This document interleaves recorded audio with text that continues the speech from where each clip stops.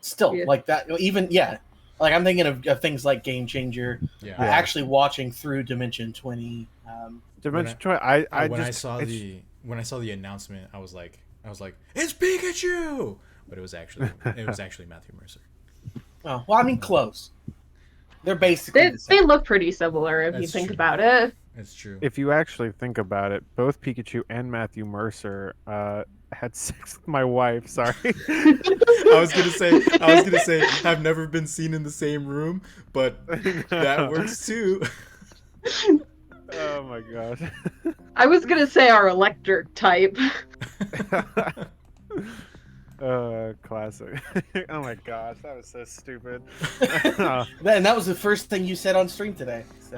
Everybody, let's keep Chris's most clipped clip, his voice reel, so that Matthew Mercer sees that instead of what we just. It literally can't be beat. It's like too much. It's so exponentially bigger than everything else below it. It's like almost 170 views compared to the second one, which is like 50 views. There's just no beating it.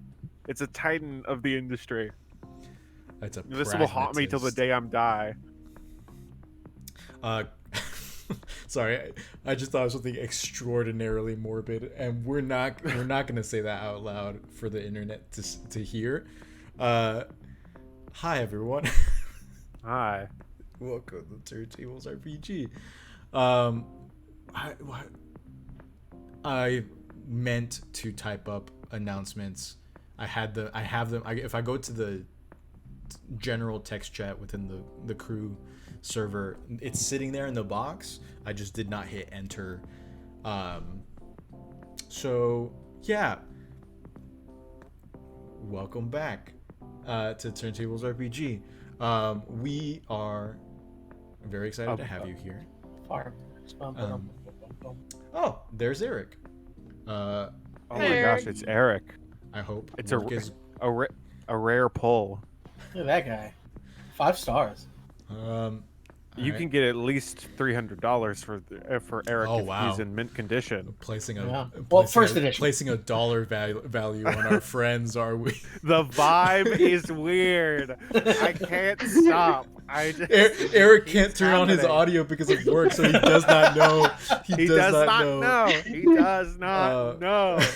He's imagining our beautiful voices. Yeah, imagine my beautiful voice as well. He's gonna watch this back and be like, these fuckers. Jesus. Don't watch this episode.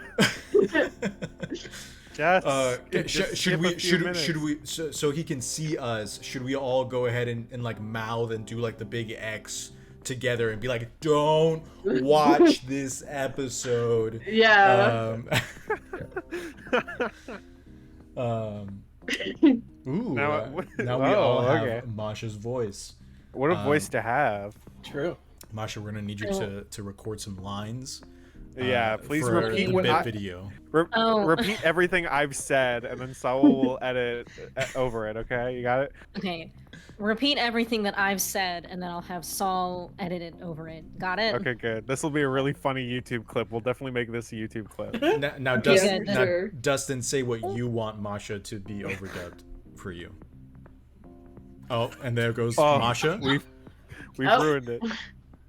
Wow, she really did not want to say what I had to say. It's funny because I can see the highlight of her phone case. Yeah. I'm assuming if the power went out, how is her camera? How's the internet and camera? Can you guys hear me? Yeah, I can hear you. Yeah. You good? Oh, I don't know. Hold on, I gotta hear this. This is the phantom power. It's an actual thing in Pokemon GX Gale of Darkness. I was gonna say in like microphones and like microphone cables.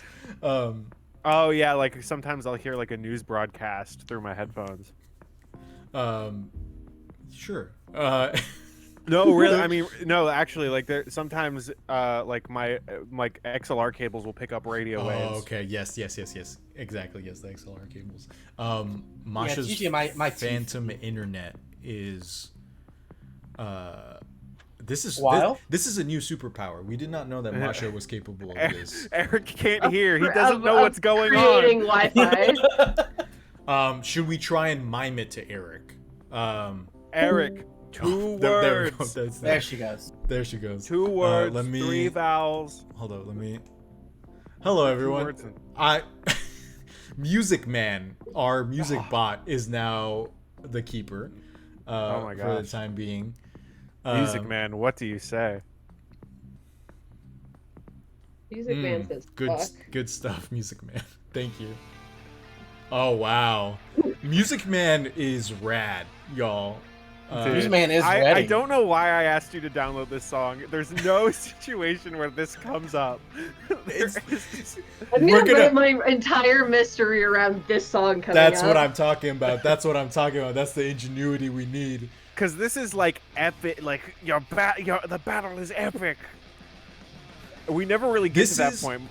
Or it could like the hunters stumble across like this awesome garage band in Fogwell, and this is just like the ambient music. Like what they're playing while Yeah, they're jamming and out. we're That's trying actually- to, yeah.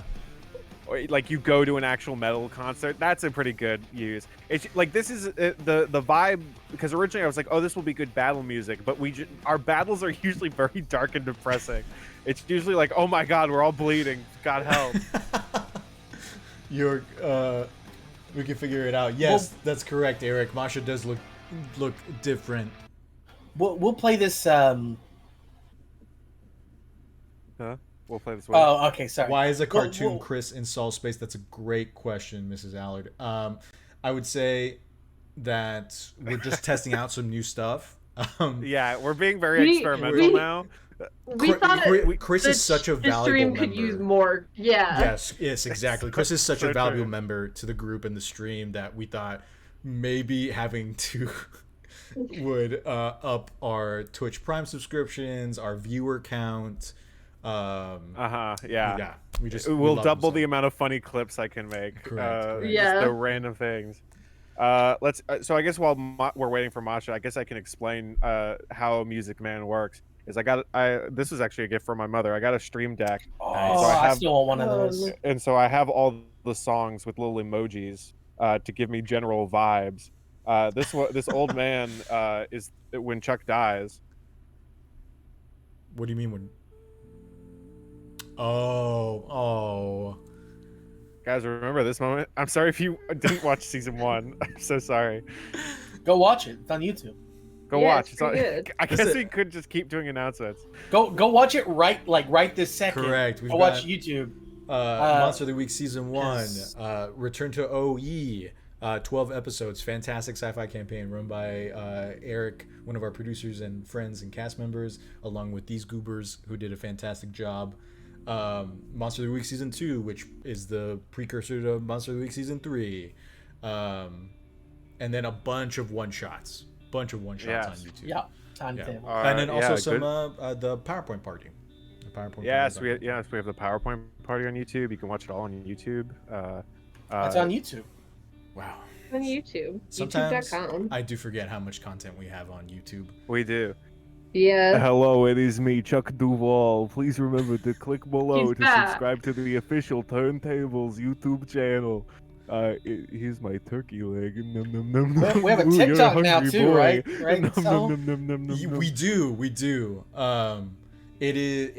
It's very, because we have a lot of bit videos that for those of you who might be thinking about, I don't know, streaming or doing social media, good luck. But it is somewhat not like if you're already on TikTok, there's like it's like doing the trends or whatever is somewhat intuitive, but switching our current bit videos, which are 16:9 with subtitles that stretch across the screen, to a 9:16 format, and trying to compress the text onto the screen is a wild experience, truly. Yeah. And it's slow going, but we will get there, I think, eventually. Well, what I've seen like some other actual play shows do is they'll be like, have you ever had that moment where your DM loses his mind, and then they'll show a clip of their DM going like, "Oh my gosh, Sure. you guys can't do that." There's for sure or you could just do the Eric meltdown moment. I think. Exactly. Return Yeah. to OE for that. Yeah. When your players go completely off the rails. To be and completely it's just honest, us talking about snack check. that is one of that is the next video, is the snack check one, specifically so that we can also set up the bird spit video, because in the last adventuring party with Brennan and Abria, Brennan calls out that bird that we like Googled in that moment. So it's like, See, Brendan Lee Mulligan owes us royalties. He came out with a space themed season of Dimension 20 right after us. They had a robot questioning their humanity. I request royalties. Dimension. I actually don't. Please just please. This will be another. Just acknowledge us. This will be another just TikTok. say our name on. Please. What wasn't there actually a person who was like, Critical Role stole my OC, and I'm not happy about it. It was. I'm sure someone. Yeah, I think it was like for their Calamity one, or not Calamity, just EXU. I think Exandria Unlimited. Anyone confused? Masha's having technical difficulties, which is why we're stalling. Yeah, we're stalling. Yeah. That's all good. My notes are all over the place for this session, so it's a good energy to carry into. I'm gonna have to speed through this. I mean, honestly, I think some minutes of a little bit of chaos might help hype us up a little bit. Oh, you yeah. know, maybe get the mood in a different place. I have a lot of planned, not planned things, but I'm like, oh, maybe this will be a good time to throw in this detail, if this happens. But I'm just. So I'm curious to see how that will go. That, or I'll just look like a fucking loser. No. No way. But that's the whole thing. Yeah. Again, Eric is just commenting just on visuals alone, nothing on the actual audio content. He's just happy to see Lego Chuck. Hey, Yeah. Eric in the future watching this VOD. I love you. Yeah, Hey, shout out to Eric. Love you, Eric. I'm drawing a gnome.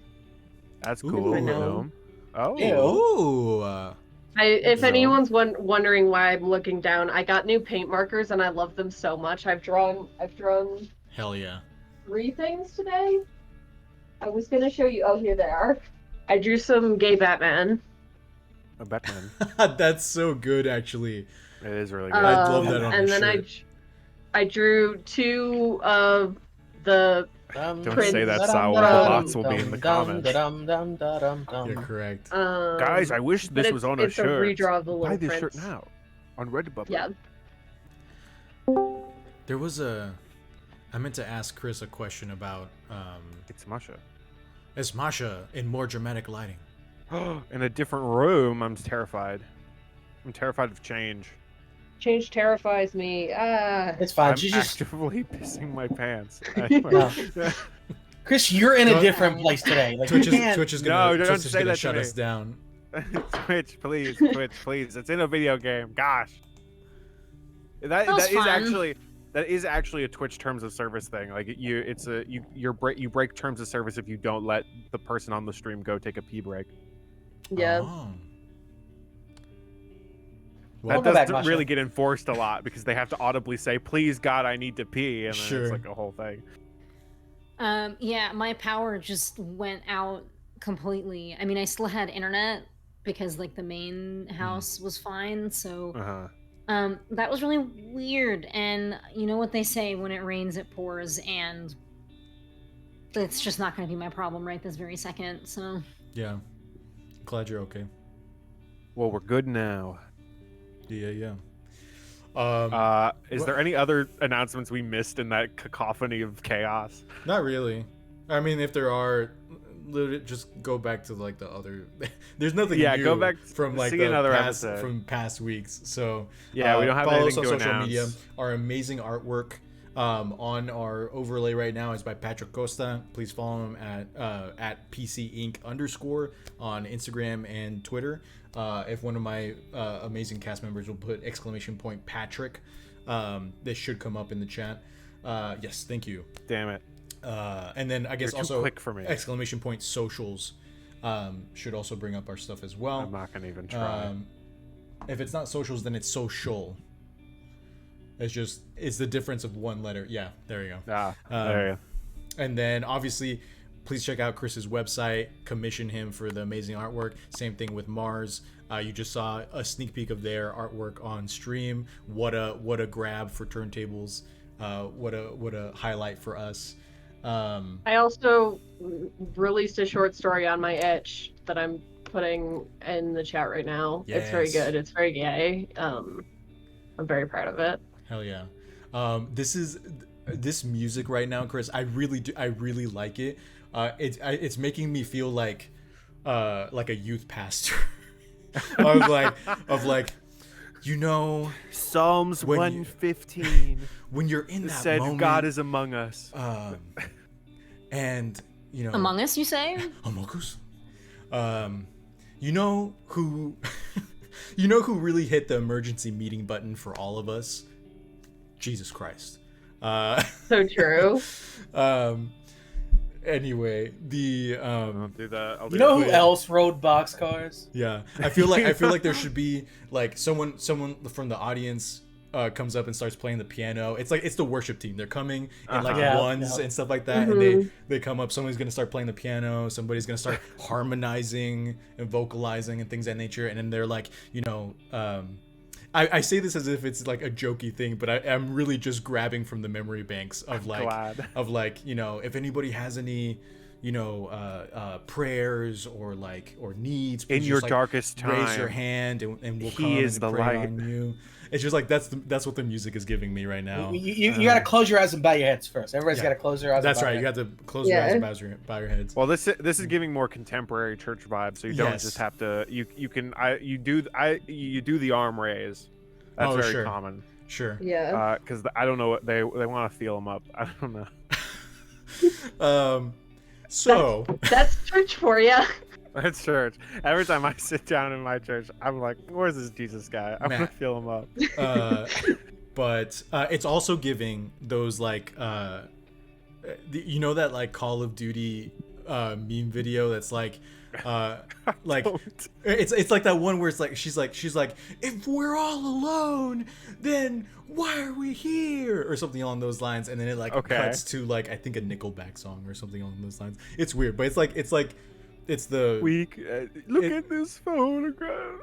Well, the feel like I'm getting gunning down terrorists. He's like, oh, commits war crimes as Nickelback plays in the background. Correct. I feel like somebody's about to come on screen and start advertising for their local business that's hiring right now. Yeah, it's like a drug commercial where it's like this drug will cause 7 types of cancer, but it might make you happy.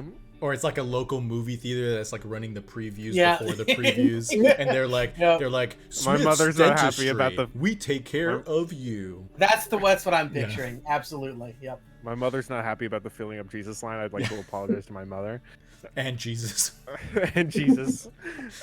I feel like he'd be. I think Jesus has to have a sense of humor. Sure, that's definitely. I would be very disappointed if Jesus came down and was just like a stick in the mud. Like I'd just be a little disappointed. That's if he was true. Like, I'd be like, Jesus, you get my goofs and gaffs, and he'd be like, yeah, man. I'd be like, yeah, Jesus. Yeah, Jesus. Yeah, Jesus. My guy. My guy, my dude. Hey, Jesus Christ, goated with the sauce, for real, for real. Listen, I almost made Chris spit take. as all youth pastors have told us, Jesus would sit backwards on a chair just like us. Yep. Oh yeah, for sure. Jesus, he draws the cool ass kids. He spells his name with the cool ass. Jesus with the cool ass. Now I desperately want like a youth Bible that's like all the S's are for like Psalms cool and things of that nature, or like are cool S's. Oh my god.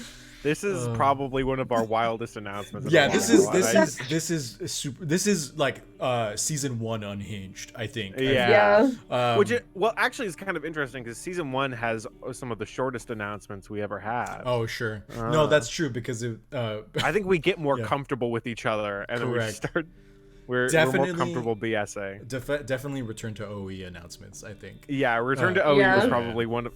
Well, Eric actually did do a pretty good job of containing us. But, you know, we have our moments. Certainly we will not be contained! It's one of those things where he does a really good job. It's just that y'all outnumber him. So, yeah, when we do, when we are able to defeat Eric, we defeat Eric in our own chaotic ways. Correct. The number of clipped videos we have where it's just Eric suffering and the rest of us laughing maniacally are pretty high. Like most of our videos. But then he got back at us with his like really intense lore. So yeah, when our minds melted. Yeah, destroyed my brain. Literally melted. He gave us a science lesson in the middle of the. Have you gotten to the Mars? Have you and your girlfriend gotten to the like? We have not yet. I think it's like the next episode, and I'm very much looking forward to it. I'm so sorry in advance, B. Yeah, it's true. That's a whole thing. Literally. Cool. Well, I guess we'll. I don't feel like transitioning into the small little like intro that I was going to do before the theme. So we're just gonna launch into the theme. And thank you everyone for joining us for Monster of the Week.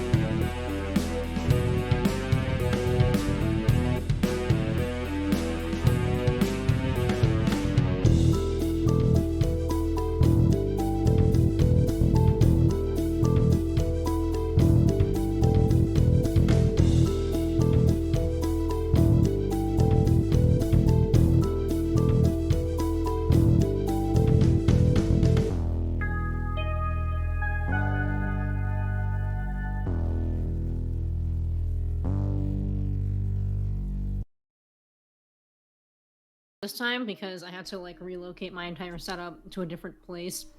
Yeah, but you actually did that in remarkable amount of time. Yeah, that was actually really quick. Because I have a laptop and not a desktop. And also, of course, you don't feel bad about that. That's just cruel acts of nature. Yeah. It was either I relocated my computer or I just sat in the dark and you guys just got like shadows. Your phone was glowing in the dark, and that was pretty eerie. Yeah, you could have done like a scary movie lighting, you know, and just be illuminated. I should have. What a terrible mistake. What a missed opportunity. Cool. Well, welcome everyone. We're gonna do a very short recap and then kind of launch into things. Last episode was a lot. We've been doing kind of like episode recaps at the end of every stream once we go off of live, and we wrote a lot. We wrote a lot for this one.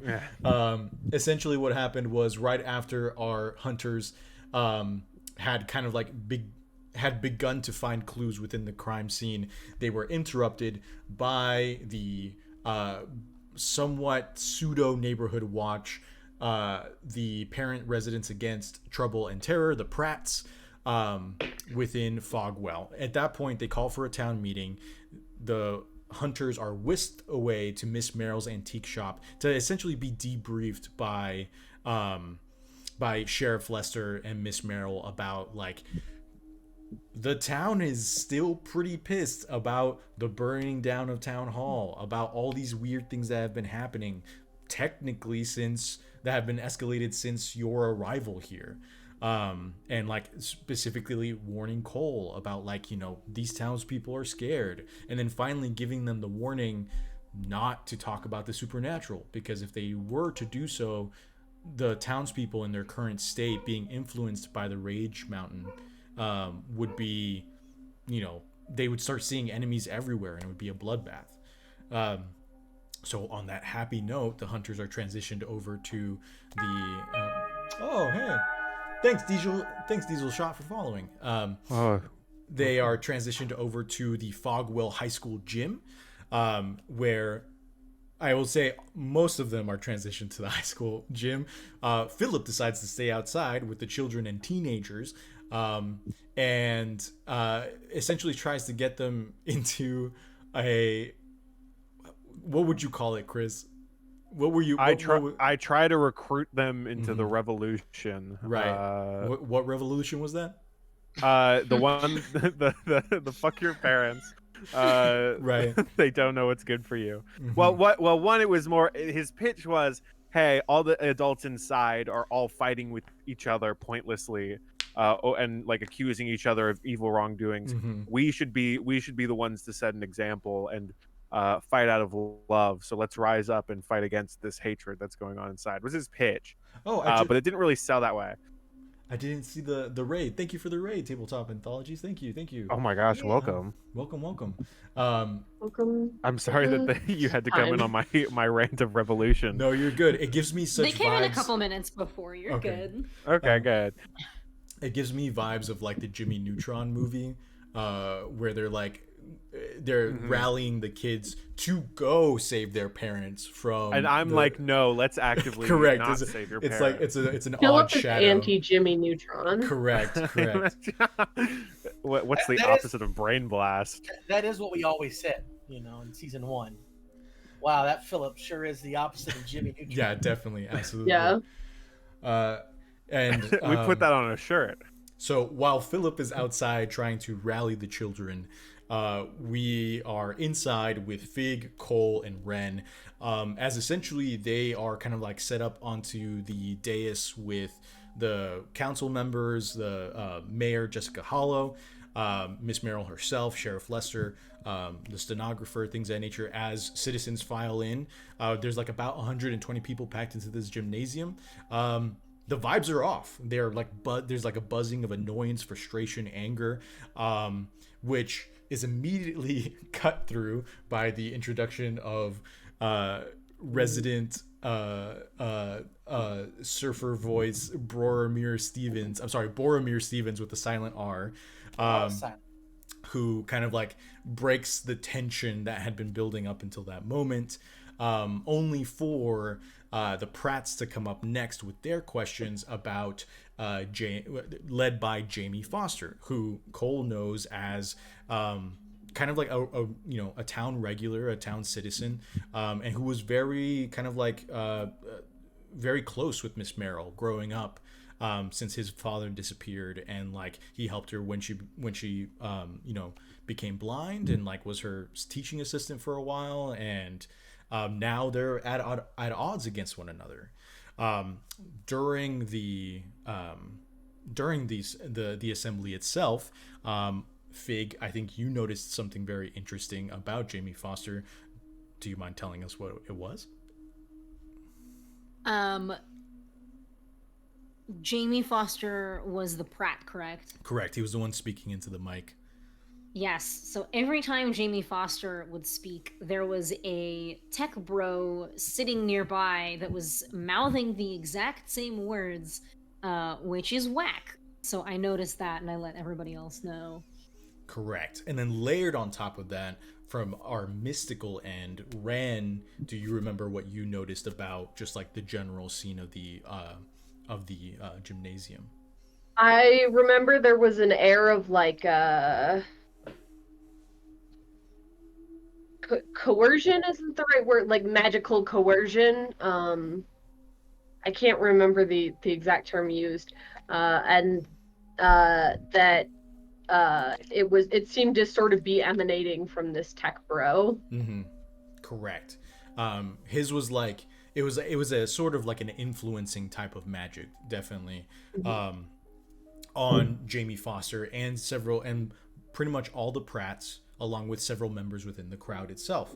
Layered on top of the magic from the mountain, kind of just like heightening everybody's aggression and frustration.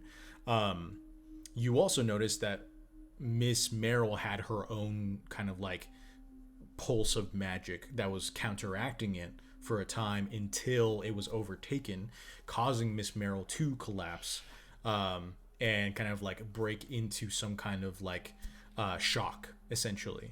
At this point, Jamie Foster calls for a vote of no confidence against the mayor and puts himself up as the nominee. The crowd goes wild, and we kind of broke into the disparate party split, essentially. Fig goes with Miss Merrill back to her apartment above the antique store. Ren goes after the tech bro. Cole goes outside to find Philip. And in the meantime, Philip had reunited with Dora, who was essentially an archfey akin to the Baba Yaga that we met in My Mystery, the second mystery of season 2. Now no longer a young girl, but a young woman.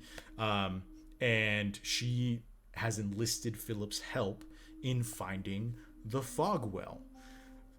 So that's where we're going to start. Because I want to draw out Masha's reveal for as long as I can. You wish for me to suffer for longer. Yes, I understand. No. Philip, hello. You and Dora have kind of like, you have both kind of like filtered into the woods deeper, than for sure can be seen. Like you can no longer see the schools and things of that nature. The fog has started to kind of like creep towards you and beginning to kind of like envelop you a little bit. What are you thinking in this moment? What's Philip up to? So, am I like following Dora in, or are we still standing after the reveal of "Help me find the Fogwell"? I would say y'all are walking now. Okay, cool. I think Philip is a little tense. I feel as though I think he has like very mixed feelings for Dora, because I think there's like a little mix of like pity, but also a sense of I think the sense of pity is like, oh, I feel so sorry for you. I think we could be good friends. But also I have a little bit of anger towards you because I think you assume a lot of things about people and you don't like my best friend Cole. So Sure. I think there is some like, okay, what phase are, like, he's sort of wondering, what are we here? Are we like, are you still mad about what's the whole the label? Yeah, like, are you mad that they set you on fire? Are you over it? Are we cool now? I think that's sort of what's going through Philip's mind, maybe, as he's like floating behind her, since they're in the woods and there's no one around to see him, so he doesn't feel the need to walk. Cutting through the darkness, I think Dora says, "I'm not mad at you, Philip." Is reading minds a thing you could do? I never really understood this. I get impressions, especially if someone's thinking about the same thing over and over again. Well, luckily, I am great at the first versions of those. She kind of stops at this really like old kind of like twisted up oak and things of that nature, and she looks at you and she says, "I understand why you did what you did, Philip. I'm not angry with you anymore." See, you said angry in a very specific way, and it feels as though there's some layers to that beyond just simply not angry. Philip, I think this is an opportunity that we have here to move past the mistakes of the past. And yeah, okay. I think that there's a lot, we have a lot in common, you and I. certainly a lot more than what you have in common with Cole, but I don't know Cole. I feel as though you have some you have some you have your own sort of things you worry about. You're sort of sad about yourself. You might be projecting a little bit. I just feel as though the person who knows the most about me is me, and so I feel like I know who I have most in common with, and certainly we can find relatability, and I think we could be good friends. But I just feel like there's some emotional abuse, not abuse, but I just think there's like some toxic traits going on here that we could work through. Do you feel stuck, Philip? I mean, uh, yeah, I mean a little bit. I mean, in most ways, I guess a little bit. I feel stuck sometimes. And you see she kind of like reaches up and she grabs the tree, and you see like it's rough bark, but when she grabs it, it's almost as though she's grabbing like something fleshy, as she kind of like digs her fingers into it. And you see her kind of like twist a little bit, and you watch the bark kind of like begin to outline into the shape of a man in pain. Like there is like a knot within the tree that kind of like twists into this man's mouth, and he just kind of like, he looks as though he's been like stretched out into this tree. And she says, see, he understands. He knows what it's like to be stuck. I feel like you're being a little bit dramatic. Is that anything new for me? I guess I just can't argue with that. What is really your goal here with this whole Fogwell thing? What do you think somehow that will get you unstuck in whatever way you feel stuck? In a way, yes. The Fogwell it's interesting. Even we hear about it on the other side. It's something different.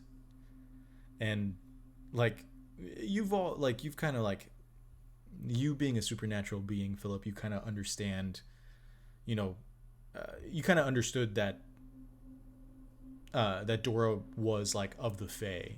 So the fact that the Fae itself is saying that it's something different is very interesting in general. And she says, I want to find it. I want to see it. I want to feel it. I want to hold it. I want it. And once I have it, then I'll know what I can do with it. So you don't even know what it does? Do you? I have my own hopes. Of course you do. Once we get there, between you and me, we're going to be able to figure out everything about it. We'll be able to use it to help us get unstuck.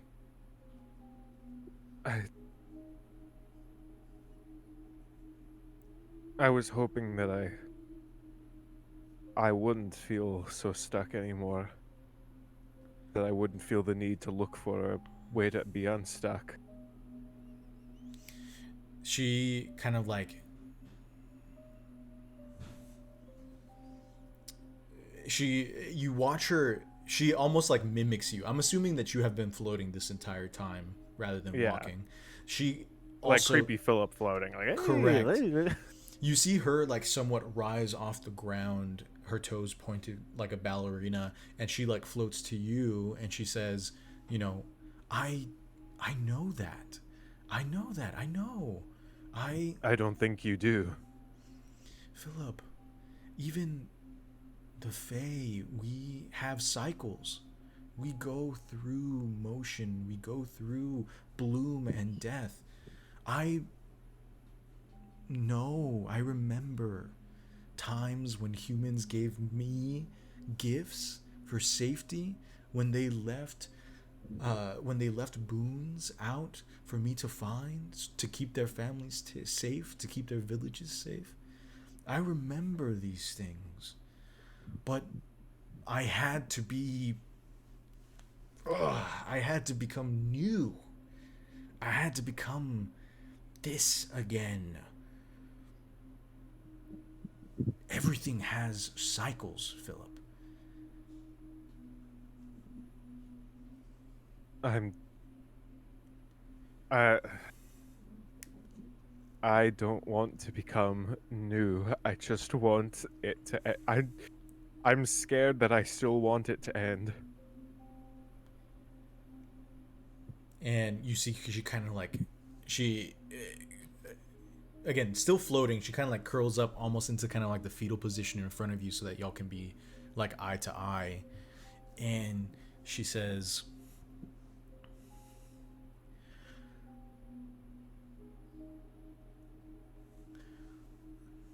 "We can find out together, Philip, if the Fogwell can do that for you. I hate seeing a friend in pain."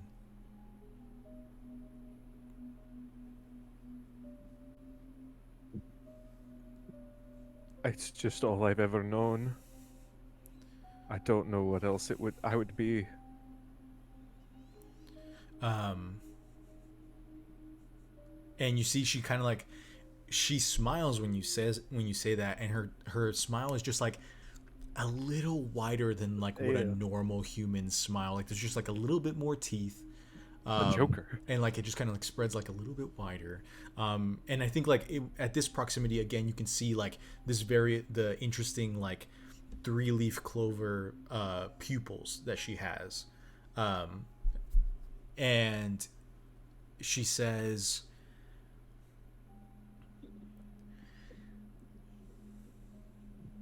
"There's so much more you haven't felt yet, Philip.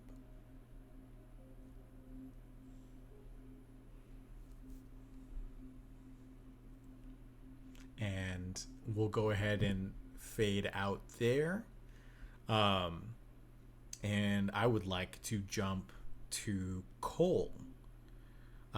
Cole, you went outside to the playground in search of Philip. Tell me what you're doing as you go through the double doors outside. I assume pushing through people, because I'm guessing that there's like people are beginning to leave, and like not necessarily, it's not like a mob or like a dangerous like flood of people or anything of that nature, but like people are kind of like they're in a hurry to get out. I'll say, you step outside, you do see there's a group of like football players kind of like huddled around somebody who's like holding onto their ankle, and like you could hear somebody like in pain. Cole would go check it out. Okay. Somebody needs help. Yeah. As you get closer, I think the football players are like, "Did you call the ambulance already?" And they're like, "No, we could hear it. It's coming right now." And you remember that somebody did call an ambulance for Miss Merrill. It's just that Fig left without the ambulance. And you get to the huddle, and you see there's a young man, around 16, 17 years old. He's holding his ankle, and he's like, "I think I rolled it when I tried to moving.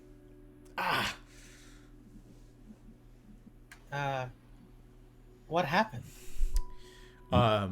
One of the guys kind of like turns to look at you, and like he pulls out his phone and he plays a video for you.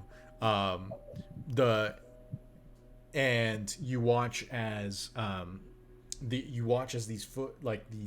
I think I said like was like 7 or maybe 10 football players like are running up to the playground, and you can see the figure of Philip on top of the swings, or it was like the monkey bars or something along those lines, somewhere tall on the playground. And you can hear Philip like basically telling everyone, "Fuck your parents." And you watch the football players kind of like get stuck as like Philip's hands kind of like move in their direction for a moment. Oh, that's what I get for hitting the general channel.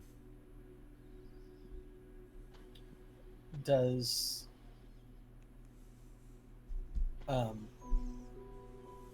it show what happens to Philip in that video?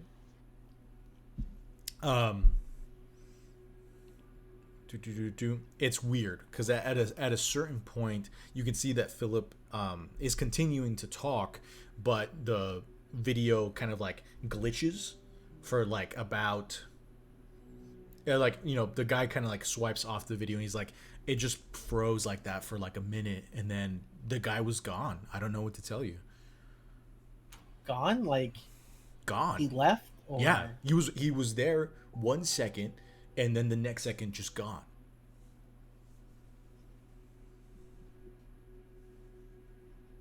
Okay, well, there's an ambulance on its way for someone else, but that person's being taken care of, so you should be okay. The football guys just kind of like nod and go back to tending to their teammate.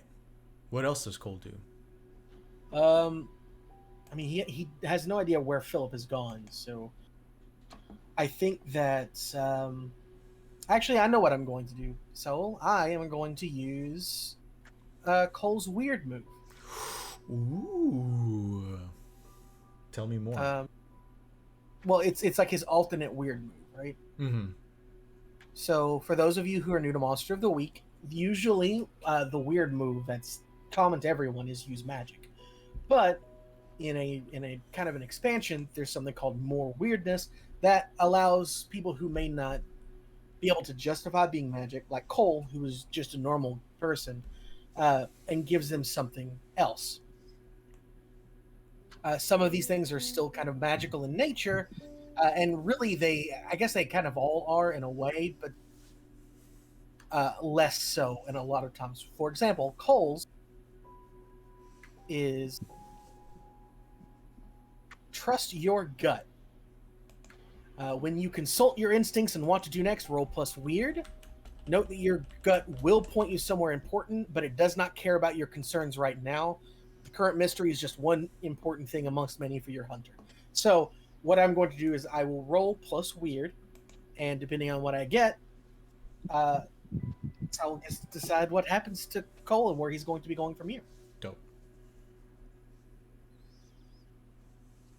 So here we go.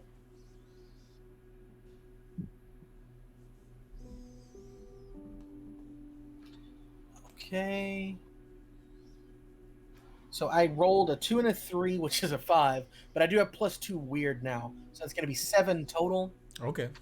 And on a 7 to 9, the keeper will tell you a general direction to go, and you take plus 1 forward as you explore that.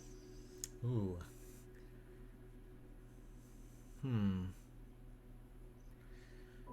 Interesting. I knew... Okay. Here's my problem.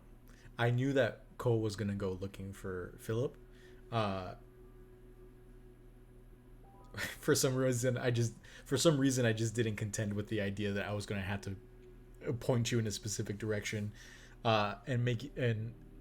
okay, I think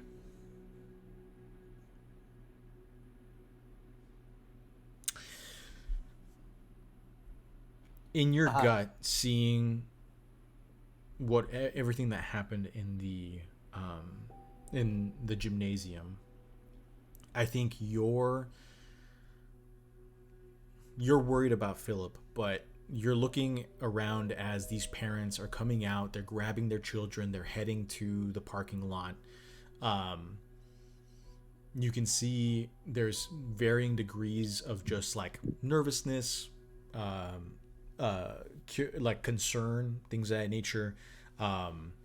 There are even children like throwing tantrums so that their squeals are in the air. The vibe in the gymnasium hasn't left. It's just spread.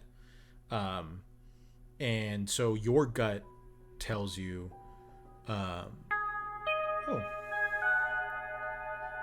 Dionysus, thank you for following.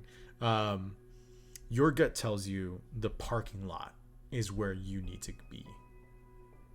Okay. Well, Cole will kind of look around and just for the sake of like narrative, his eyes do linger on the forest before turning away and moving toward the parking lot. For sure. As you begin heading that way, the fog begins to creep out of the forest line towards the playground. Love it. Since we're still in this area, I am now going to jump over to Ren. Ren, you were chasing after this tech bro, correct? Mm-hmm. How are you doing that? Tell me, like, what was the plan? Like, were you watching him at the end, like, trying to see where he went, or are you just trying to get to a place where you can kind of have a better vantage point? What's the move? I think, like, watching him, following him, I have a plan for, like, if he ends up in a hallway or somewhere a little bit more isolated, but for now, just, like, following him as... I don't think Ren is actually really caring about being discreet, just Sure. sort of following him. Okay. Yeah. Yeah, you watch as he leaves the gymnasium within the huddle of about 15 to 25 Pratt members. They file out of the gymnasium and they're kind of like going through the school's hallways, the linoleum floor, the fluorescent lights, the giant cases with trophies, the lockers on the walls, the now kind of like extraordinarily sad looking like homecoming decorations that have been left up. How far back are you following, would you say? I would say like 30 feet back from the last Pratt. So if they're in a clump, I'm like 30 feet back from the last of them. Okay, yeah, sure. You do see that some of them like turn back to like look at you, and they just kind of like whisper to each other before they head out the front doors of the school out into the parking lot. And do you follow them there? Yes. Okay. So you step out into the parking lot and you see that a lot of the Pratts have like parked together, so they're heading out to their respective cars. And the tech bro is currently speaking to Jamie Foster. Kind of, he's like whispering in his ear. You can't. It's like it's in a vantage point to where like you can't see what his lips are saying. And like because Jamie's head obstructs the view, but you see him kind of like whispering into Jamie's ear and like patting him on the back before Jamie and like 3 other Pratts kind of like head over to their car, leaving the tech bro by himself. All right. Is the tech bro like going to get into a car or something? Nope, the tech bro's just standing there. Interesting. I am going to approach him, I guess. Okay. He kind of like notices you coming down the stairs, doesn't necessarily think second of it. We'll say he breaks out a vape pen because that's what tech bros do, right? So he just kind of like takes a hit of his vape pen as you get closer. There was a dude the other day vaping in my geology lab, like just like sitting next to me, like, and I was like, anyway. Good. I'm glad I'm getting this reaction out of you. I had one of my TAs vape in an anatomy lab once where we had cadavers and we weren't even allowed to have bottles of water. I am not typically a narc, but I narked on him because that's fucked up. Yeah. That's wild. Anyway, Ren is gonna kind of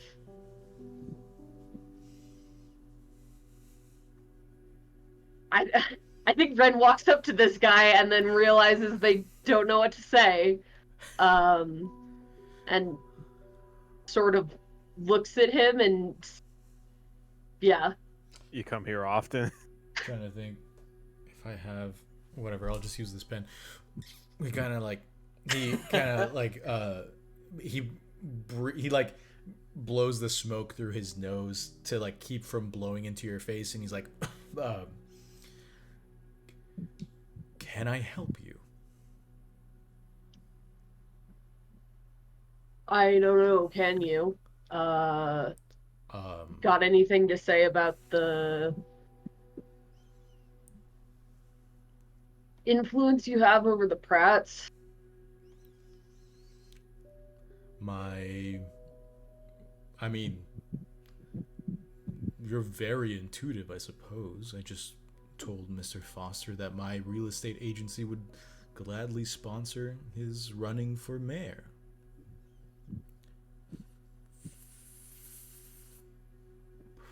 Right. And that's it. And you've never been any part of any sort of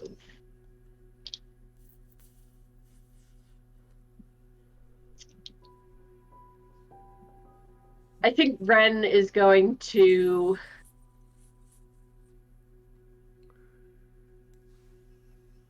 try and do something cool, and we'll see how it turns out. Okay. So I think Ren left their sword in like the van because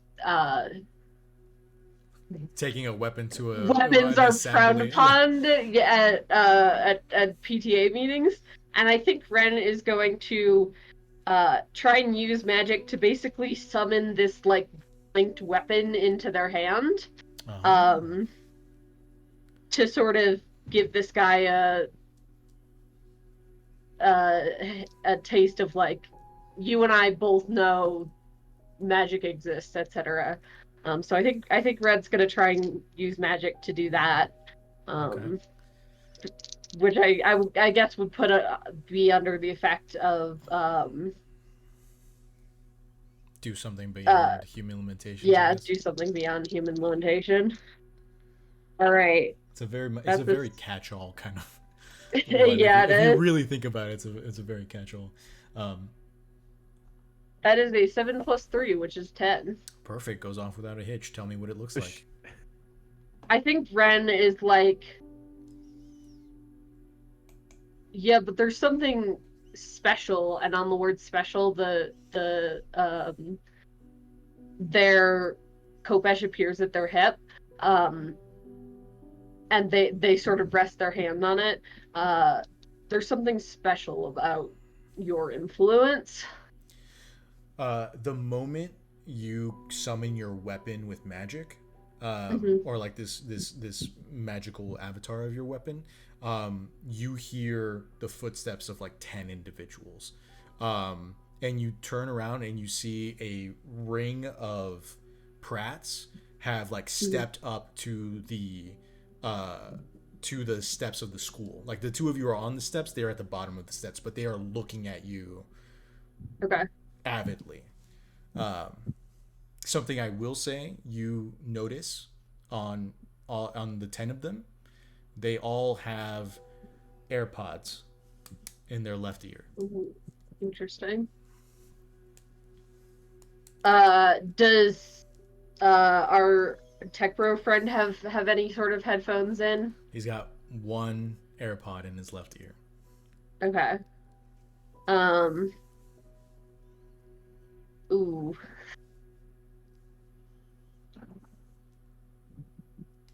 I think Ren's gonna do something a little stupid. No. Dude, and I think let's go. Ren commits mass murder this episode. What will they do? Ren next? does not commit mass murder, but Ren is going to just straight up punch the tech bro, trying to knock the AirPod out. Ooh, okay. This is very interesting. So your reasoning for hitting the tech bro is not necessarily to cause him harm. You want to knock this thing out. Yeah. Okay. Red is hoping it'll look like just two guys who got into a disagreement and had a fight. Sure. Yeah. Okay. I'll say, go ahead and I instead of kick some ass, I'm going to ask you to roll me. Oh man, let's say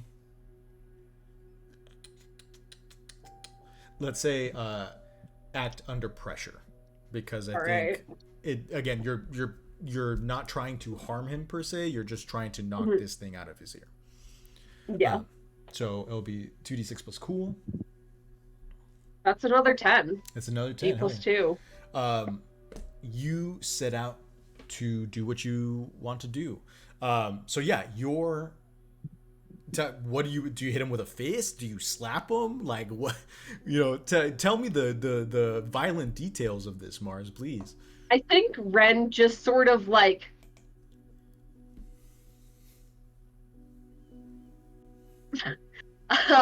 Ren just sort of like stops for a moment, realizes all these people have AirPods in, and then just like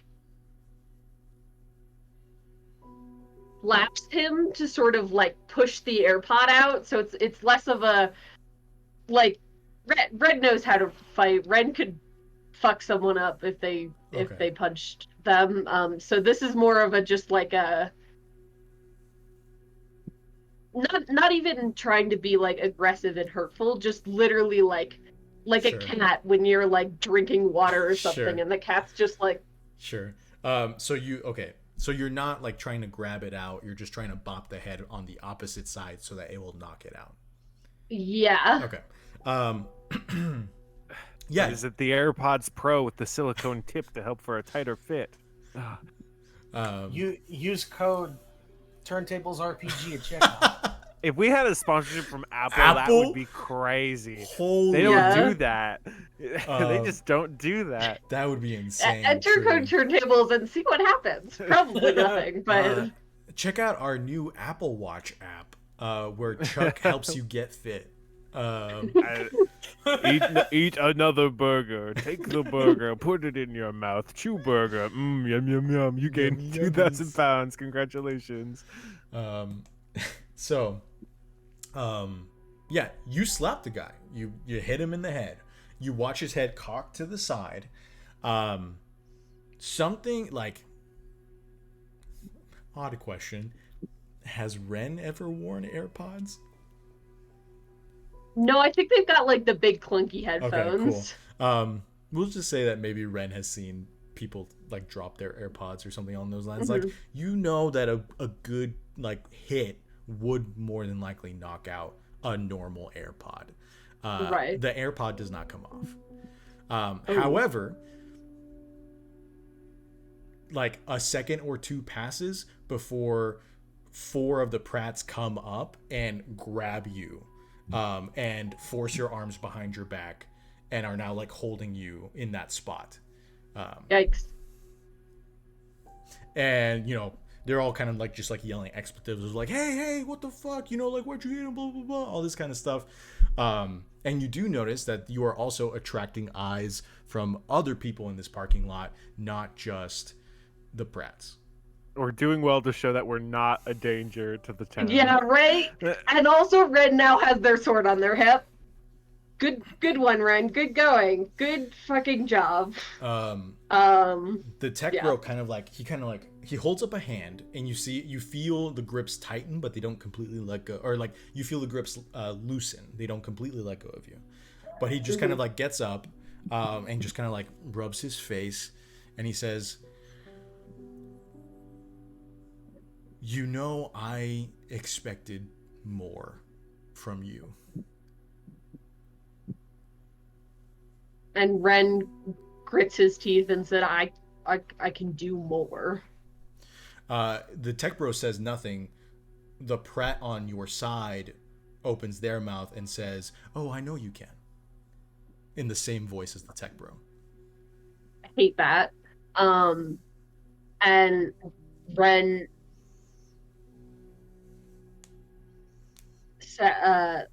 looks the tech bro dead in the eyes and says, then let me.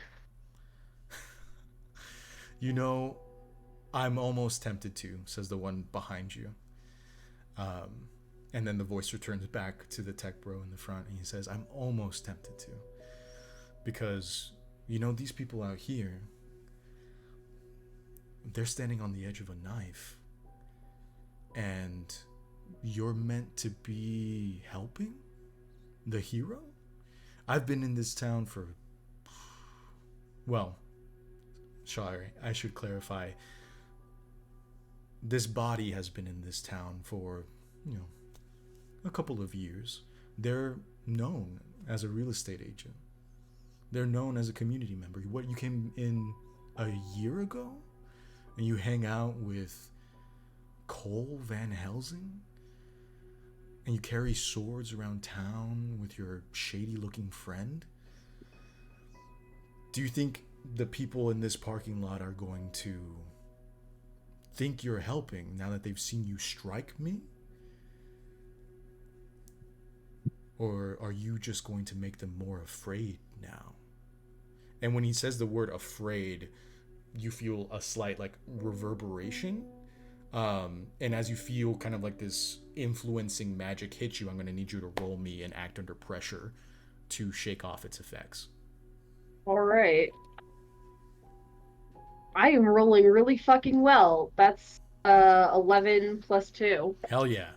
As the wave hits you, you feel something very similar to a mystery from last season, where this fear almost like overtakes you, but the power and influence of Ma'at with your own will just kind of like break it out, and you're like, I'm not afraid. I know who I am.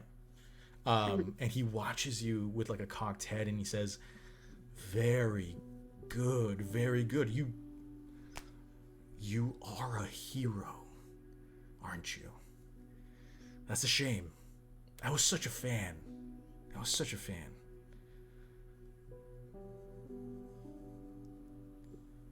And Ren just kind of... I think they're still sort of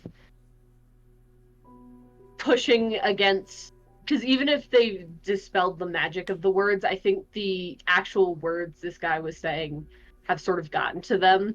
And they just kind of spit out, fuck off.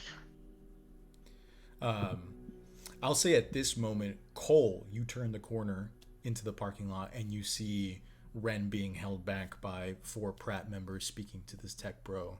I'll say you probably hear Ren say fuck off. What are you doing? He doesn't hesitate. He's gonna run to his friend's side. Okay. Hey!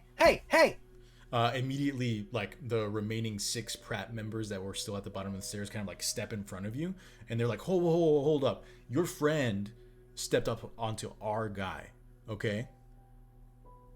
And so now you're just all gonna, what, gang up on him? We're here. Out of my way. We're protecting our friend.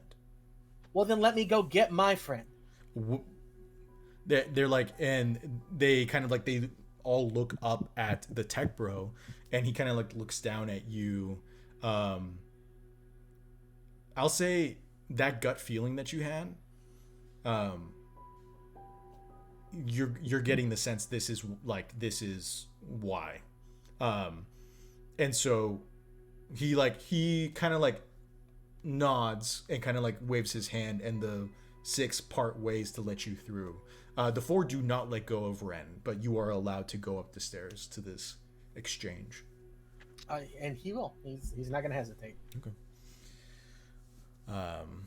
Hail the conquering hero.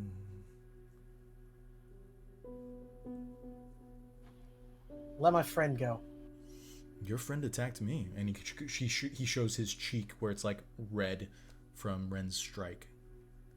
Oh, that's unfortunate. It's enough to press charges. Is it? I have 10 witnesses right here. You could. Something tells me you could probably have more. You're very intuitive. Living up to the name, I see. Who are you, really? It's obvious that you could tell us, and no one here is going to acknowledge that. Well, but that would be no fun. I'm passing through, I guess you could say. I like the vibe. It's very... it's just very easy to make friends here, I think.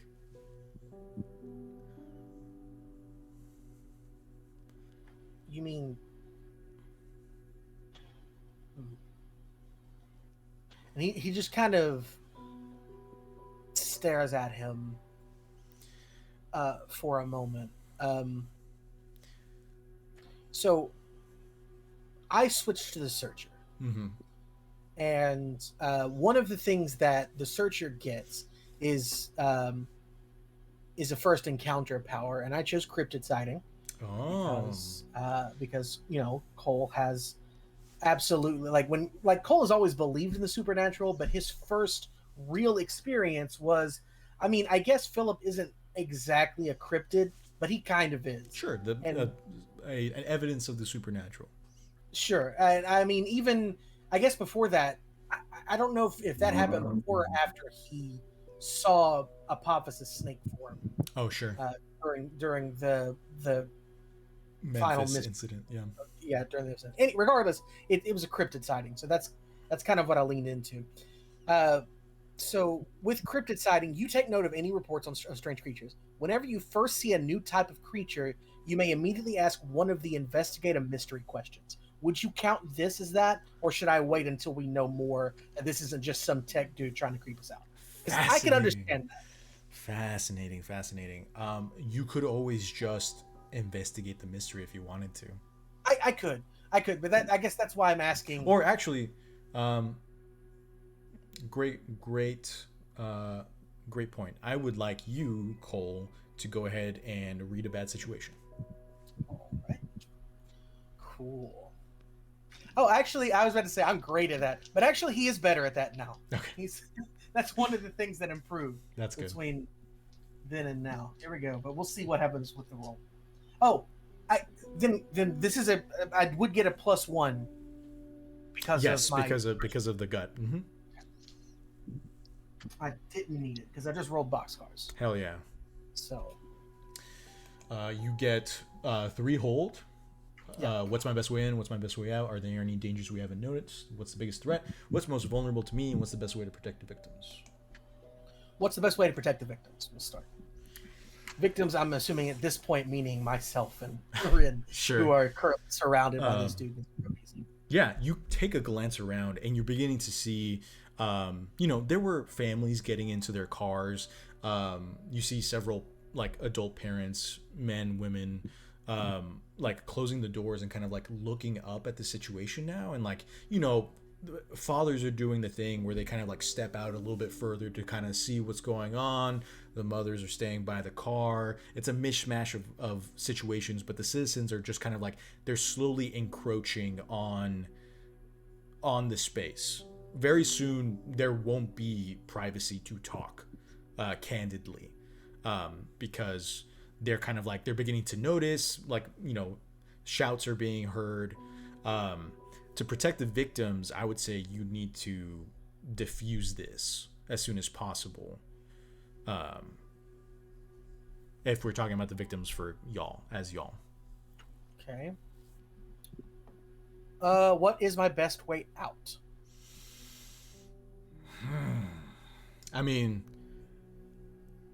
Could you and Ren, with your various combat skills, fight your way through these prats? Absolutely. Yeah, you could. There's obviously.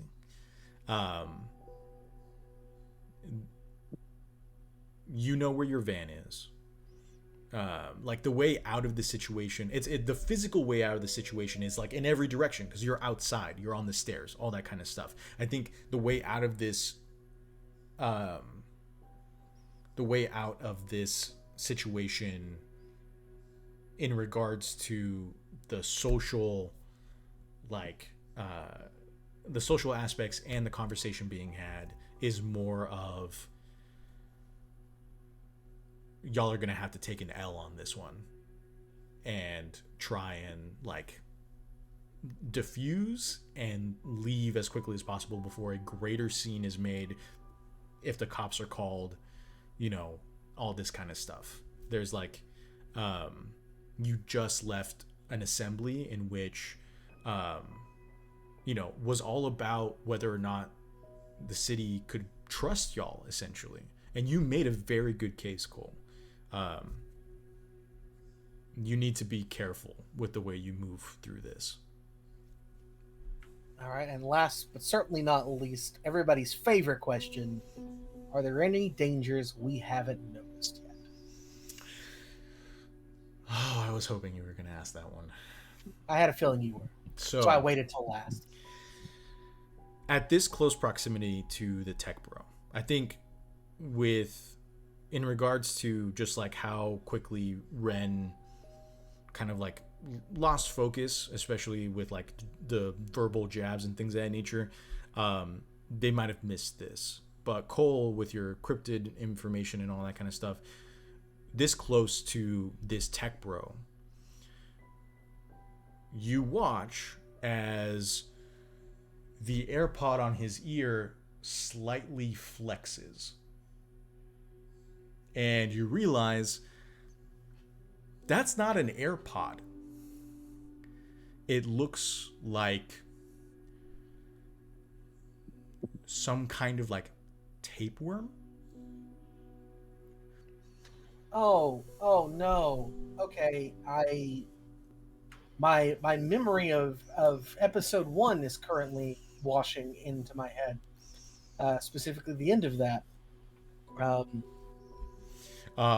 At this point, you become akin to the phenomenon that Ren had recently been noticing, and you watch one of the Pratt members holding Ren speak in the voice of the tech bro and say, "You're kind of putting yourself between a rock and a hard place right now. Now I can give you a way out, but you need to stay out of my way. I'll be gone soon, I promise. But unfortunately, more will die. It's just the cost."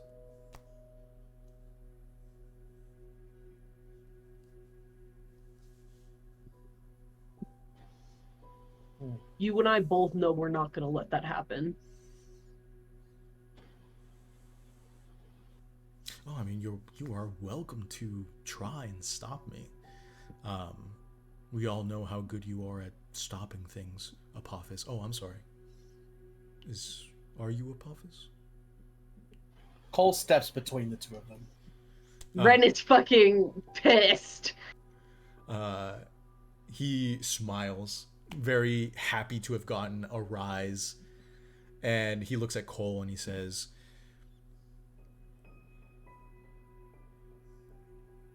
"I would be very careful moving forward. People are afraid these days." And again, the word afraid reverberates. And I'm going to need Cole to make me a act under pressure roll to fight the influential magic that he's feeling. I am pretty sure that the answer is going to be yes to this, but again, I'm actually getting to use my new stuff. Yeah, you will get the +1 from your guts on this. No, not what I meant though. I have a move. Oh, okay. I have a move called Just Another Day. When you act under pressure due to a monster, phenomenon, or mystical effect, you may roll +weird instead of +cool. By any chance, is this a monster, phenomenon, or mystical effect? It is. Okay. That's a dope-ass move. That's a very good move, and I love the name of it. Just Another Day. This is just Cole living his life. Here we go. Okay, so that is...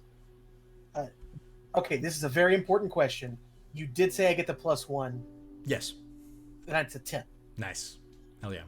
I'm assuming that means that... Or what does your move specifically say about 10 above? No, it is act under pressure. It's just you roll with weird. I use weird instead of cool. Copy that. Yeah. You also like fortify yourself. It's one of those things where like both of you are now very similar with this taste of magic, and like it's one of those things where it's like it's not necessarily magic like influencing your thoughts or anything in nature. It's almost as though the catalyst are the words, the voice, but the chemical reaction that y'all are forcing down is real. And he looks at the both of you and he just kind of laughs. He's like, oh man, my brother would have loved y'all. And he kind of like pats Cole on the shoulder and just kind of holds up his hands and looks out at the crowd and says, we're all good, people. They were just asking me some questions. It's all good. And he looks at the two of you and he says, right? Yeah. Right. All friends here. All friends. And you see he kind of like comes down and you see that Jamie Foster has come up to meet him at the foot of the stairs. Again, Jamie Foster, no AirPods in his ears. But you see the tech bro kind of like Phoebe Marcus, that's his name. He puts his hand on the shoulder of Jamie Foster and kind of like whispers into his ear. His mouth is very close to this man's ear. And he kind of like, you see his eye kind of like come up and look at the two of you on the stairs. The Pratt members let go of Ren and begin walking back down the stairs. And he says one final thing to Jamie, who kind of like looks at the two of you with confusion. And then they all kind of begin to disperse back towards their cars. Can I try and use magic to listen to what Phoebe is saying to Jamie? Oh, very fun. Yeah, go ahead. Okay. We'll see if my streak of good rolls ends. It does not. That's a 9 + 3. Dope. Yeah, you like your ear kind of like focuses in, it drowns out all the rest of the noises in the space and just kind of like essentially acts as like a telescope directly to this specific conversation. And I'll say what you hear or what you catch is Phoebe saying, no, you don't have to worry about them. They're going to be preoccupied. You should be fine to, just continue being you. Help these people out. Show them that the community cares, that outsiders aren't needed.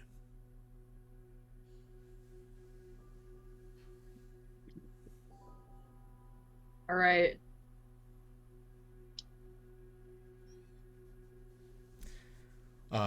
Anything else from the two of you before we transition? Good luck with your campaign. You watch the tech bro turn back and wink at you. And with that, we will fade away. Chris, you can keep this music. Break time, right? Nope. We've got one more thing to go through. Them's fine words, Dustin. Them's fine words. Where we last left off, Fig.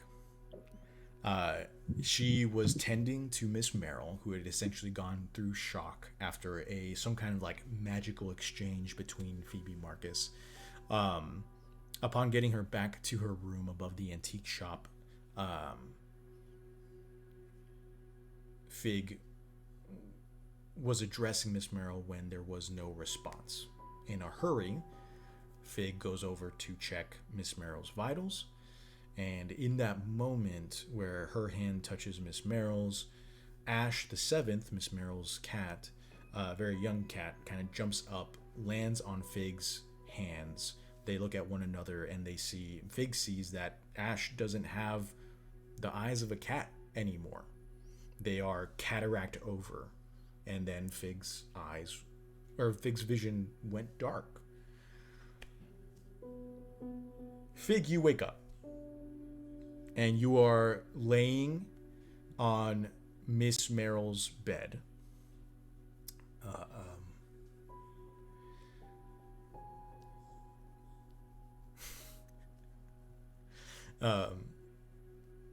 You're laying on Miss Meryl's. I'm kicking Juno out. That's Sorry. okay. It's all good. They're more than welcome.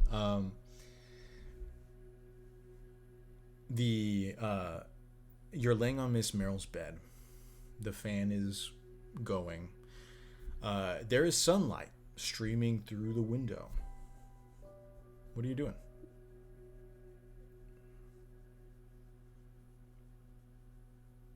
I am getting up and looking for Miss Meryl, please and thank you. Okay, yeah, sure. You get yourself up and you hop off the bed. Your 4 feet land on the ground, and you realize the room is so much bigger than you realized or remembered. And you pad forward. You look over at a mirror, a full body mirror that Miss Meryl has in her room, and the eyes of a much older black cat stare right back at you. And now we will take our 10-minute break. That's even better. Oh my god. That's even better, Saul. Cat girl mystery. Cat girl mystery. All right. Fuck you. Thank you everyone for joining us for the moment. We're gonna take a quick 10-minute break to just use the restroom, get some water. Feel free to grab some snacks. We'll do some snack check when we get back. We appreciate you. Hope you're having fun. I'm definitely having fun. And we'll see you in 10 minutes.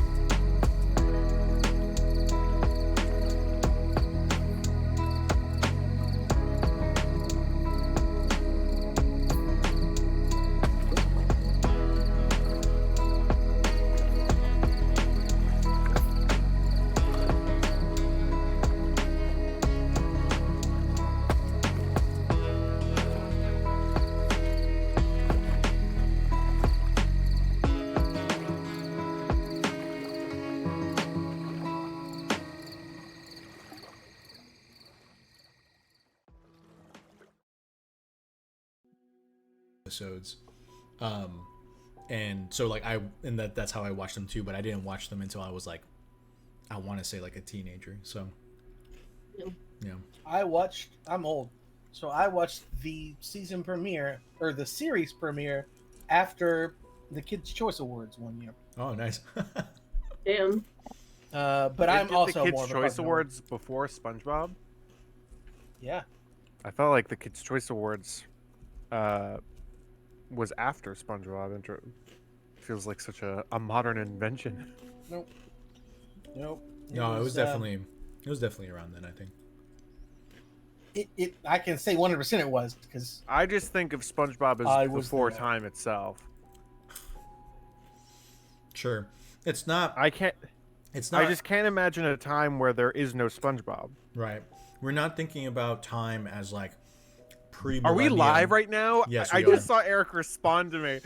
We're not thinking about time as like pre-millennium and post-millennium. We're thinking about it as pre-SpongeBob, post-SpongeBob. You know. True. Because I only have the chat pulled up. I did not have the full stream, and so I just see Eric respond to me talking about the Kids' Choice Awards. And I was like, he can hear me. Oh no. So, for those of you, just to fill you guys in, we sang a SpongeBob song before we came back, and yeah. So I'm just gonna say it's on the Patreon right now. Actually, SpongeBob had some bangers. It did. I was SpongeBob born in the year bangers. 3 PS post SpongeBob. Well, it would be technically 3 POSB. Just to clarify between the pre-PR and post-PO. Good point. Otherwise, that would be so confusing, like Eric. Well, why wouldn't you just say like BSB, like before SpongeBob? Like and before after SpongeBob ASB? and an ASB. Like I guess like that the could good work. Christian timeline. There's nothing Christian about SpongeBob. As we've established. He was just too darn sexy. SpongeBob is the gay agenda. Man, I mean, if SpongeBob came into my room at night. Don't finish that sentence. So, hold up. Speaking of me and SpongeBob, what are you guys eating for snack? No. Make him continue. What happens if SpongeBob comes to in your room? No. I wanted to ask if Mosh, because Mosh's camera is frozen. Mosh, are you present? Are you in the building right now? Can you hear us? Can you give us a sign? No. We need an EMF reader. She did just message saying that her Wi-Fi is being angry. Oh. Fair enough. Hello, it is me. Remember to... Oh, here we go again. We're all messed up. Never mind. Gotta bring back everyone's cast member. Favorite cast member. Music Man. Okay, here. Okay, are we good? Are we inside? Are we in frame now? Eric just... Okay. Well, one Ranger from the South said SpongeBob is a Christ figure. And then Osteonaut said SpongeBob... Do SpongeBob's sponge holes represent the Holy Stigmata, a 3-hour essay? And I do think that should be Chris's next PowerPoint party. How do the SpongeBob holes represent SpongeBob's Holy Stigmata? I have so many good PowerPoint ideas. I've been writing them down. Good. Hi, Masha. We're talking about SpongeBob as the Christ now. Well, now we're talking about Snack Check. It's so true. I will start. Remember to click below to subscribe to the official TurnTables YouTube channel. Thank you, Philip. So my Snack Check. My Snack Check is my last goldfish. Is my Snack Check. Mine is this empty container of vanilla ice cream. Hell yeah. I spoiler alert, it was not empty when I got it out of the freezer. I don't know what happened. Sure. Mine is a bin of Triscuits. Ooh. I like the little sign for them. Yeah. I went down to the lobby of my dorm and I got a root beer float with very melty ice cream, and also I had a Bounty bar, which is, I think my mom got from Germany based off the fact that it's written in German, and it's just an Almond Joy without an almond. You got a root beer float from the lobby of your dorm room? Yeah, there's like an event going on right now where they're watching like Hidden Figures, and so they have root beer floats. And so I was like, "Hi, I can't stay for the movie. I'm just gonna Sure. grab a drink and then go back up." Listen, they're definitely going to count you as part of that event, like like that you came and went. Second of all, you're doing them a favor by taking some of the food and drink that would be left over if nobody got any. So that is good. I say that as a former resident assistant who had to put on hall events. Masha, do you have anything for Snack Check? There we go. I was like, well, my mic's not on, isn't it? I have the leftovers of a snack my mom made me earlier, which includes pita bread and artichoke parmesan dip, which is very tasty. Nice. The bread is very stale now, though, because it's been a couple hours. It's fine. Dope. I did have an existential moment today when I was eating the goldfish, where I was like, there are toddlers who are eating goldfish now, and will probably never seen the goldfish commercials where they say, "Where will our goldfish friends get out of this one?" True. But also just like the fact that I was a toddler and I enjoyed goldfish too, and I was like, wow, time. I would feel bad when I eat them because I'm like, I hope I don't show up in the next commercial and I'm the one who kills them. That's a very strange choose your own adventure commercial. I think it was like a choose your own adventure kind of thing. Or I think maybe it was just one of those things where it's like, watch the next video to see the adventures continue of Pretzel one who's like dumb and that's his thing. There was the extreme goldfish who was like the extreme cheese goldfish guy. Yes, so true. Yes. Guys, what was your favorite goldfish ship? I shipped the main goldfish with the pretzel goldfish just because I thought they were cute. Yeah, I always felt bad for the pretzel goldfish. Well, because he was everyone just made fun of him because he was the dumb one. Well, no, he was like the nerdy, anxious one because they were like, oh, his little pretzel salts can be acne, and I was like, that's is so that true? mean. Wait, you guys remember the era when, like, for some reason, every who single was the dumb one? Mascot cereal mascot was like running from everyone around them. Like every one of them, for some reason. Oh yeah. Every cereal has a mascot that was just running, like the leprechaun, the Trix rabbit, the Cookie Crisp dog, even the bee from the hunt from Cheerios. You know who only stood their ground? Tony the Tiger. Always stood his ground. Yes. Well, because everyone knew to respect Tony and his power, and his raw power. Yeah. Yeah, they knew that Tony would fuck you up. It's because of the steroids. I mean, I was gonna say because of the fact he was drawn by a furry artist. I mean, I didn't want to say that, but I am super interested in what Tony's doing over the weekend. It's true. If anybody chased Tony, he would just smooch him. And then, no, please don't. I think we're delving into Pepe Le Pew. All this and more on the Snack Check podcast. Oh my coming God. out soon. It's gonna be the Snack Check podcast turning into just an hour-long conversation about furries. I think is the ultimate bit. I think that's great. I'm so torn between like all the bits that we've said for this Snack Check podcast and actually having like a very interesting conversation about food in general. Yeah. Well, I think it has to, I think we should incorporate some aspect of tabletop RPG mechanics into it to like really sell the idea that we're calling it the Snack Check podcast. Like maybe we roll initiative to see who goes first. Oh, sure. Interesting. Yeah. Okay. Yeah, we'll talk about it. Yeah, we'll talk about it. Anyway, welcome to this behind the scenes, normally Patreon exclusive talk. Normally when someone says roll deleting the Patreon this week, I swear to God. Okay, so jumping back, Fig is a cat. Yeah. Wow. So Fig, now with we were talking about furry. Now with this new now with this new knowledge of reality for yourself, what do you find yourself doing? I think I'm still trying to find Miss Merrill and or my human body, please. Okay, sure. Yeah, you look around the space.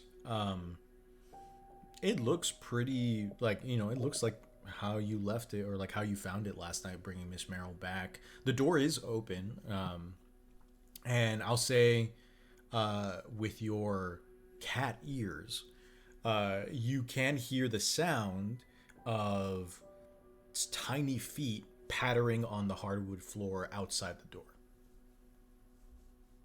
Yes, please take me there. Okay. I walk there. I walk there delicately, Sure, you're just kind of like, as a cat Yeah. does. Well, I mean, how good is Figget being in a cat's body, I guess, is the real question.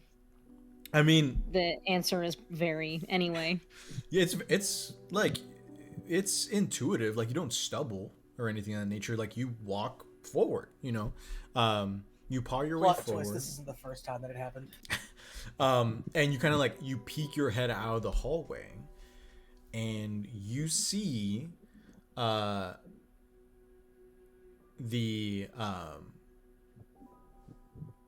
tail of little man flit down the stairs. I think I try to say something to him and follow him. You meow and begin patting your way down the hallway. And like, it's one of those things where like, now that you're moving, and like, you turn the corner, you start going down the stairs, and you're like, you're beginning to think to yourself, like, I have way too much control of my body as like me, as like a human inside of a body of a cat. But you get down to the bottom of the stairs, and sure enough, that at the bottom of the stairs is the antique shop. You get down there, and it looks, again, much bigger from your vantage point. You can see that it seems like very early morning outside. And right now, the sign on the door is flipped to closed. Now what are you doing downstairs? Can I catch up to little man? Are there humans down here? Oh, great question. You pad into the room, and I'll say you don't see little man in the moment, but you do see behind the counter there is an old CRT television that has been flicked on, and there is a CNN news report, which your human mind processes the words that they are saying as, it has been 1 day since the House of Representatives voted to impeach President Bill Clinton. The Senate itself will continue in a longer trial into January of 1999.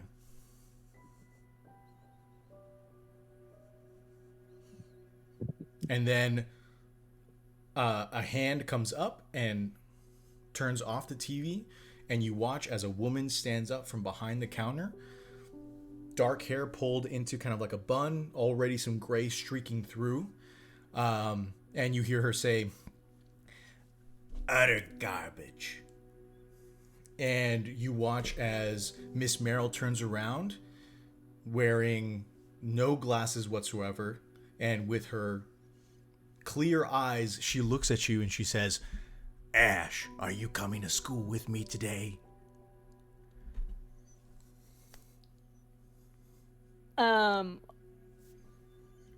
I think I like rear up in the way that cats do when they're startled and just hiss. I'm gonna take that as a yes. And we're going to transition back to, I'm gonna say Philip. I want to come back to Philip and see what Philip is up to. So what is Philip and his crazy crew up to this time? So I'm gonna say, Philip, y'all are still at this tree, right? And Yeah, okay. like you can still see like the body itself is kind of like, you know those I forget what they're called, but they're like the little pin boards where you stick your hand and like the pins like stick out in the silhouette of your hand. It looks very similar to that, at least it with bark, where this man's pressed is like in agony, just kind of like pressed up to it. And I'll say in the spans between our last RP and now, Dora has said nothing and instead just stood up, turned around, and is inspecting the tree. So is the tree alive? Is it in, because you said it was in pain? Did you make it alive, or is it more of a metaphorical, like you as an artist put your own suffering into a sculpture to represent such pain in your own life? You see her shake her head. She says, "All trees are alive, Philip." Okay, so I guess I could have expected such a fucked up thing to say, but But this, and she gestures to the man. No, this isn't my handiwork. I do appreciate it. you touched it and it turned into the screaming man. I just don't know how you didn't do it. She turns back and she kind of like scrunches her head, or she has her eyebrows scrunched, and she says, "The man was already there, Philip."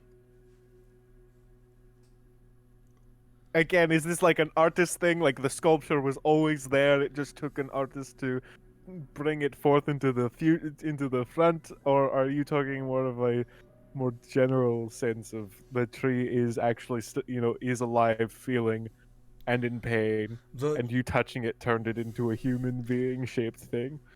The tree is alive. This, and she gestures to the man, was a man. This is not me. This is your little horned god friend. Oh, you're saying, okay, so you're saying this is Quadernos and his little gang turning people into trees? Quadernos? Kernunos, yes. She kind of like laughs at your at your interpretation, or what's the term? Oh my god, when somebody says something. Yes, thank you. Your pronunciation of Kernunos' name. And she says, I mean,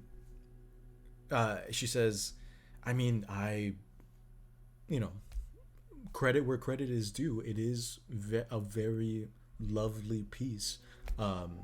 It just reeks of his magic, I don't know the circumstances, but it's well done. Any way we can undo this? This feels sort of fucked up in a little way. I'm not sure you'd want this man to come back. Why? Was he kind of a jerk?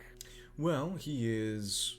And you see she kind of like takes her hand and like inserts it into the tree. It's like her hand kind of like, I don't think he consented to that. He fuses into the tree, like into his belly, and like it goes up to her maybe like middle of forearm. And she's like, he's about 25 years in there. And she kind of like takes out her hand. Actually, wait, what?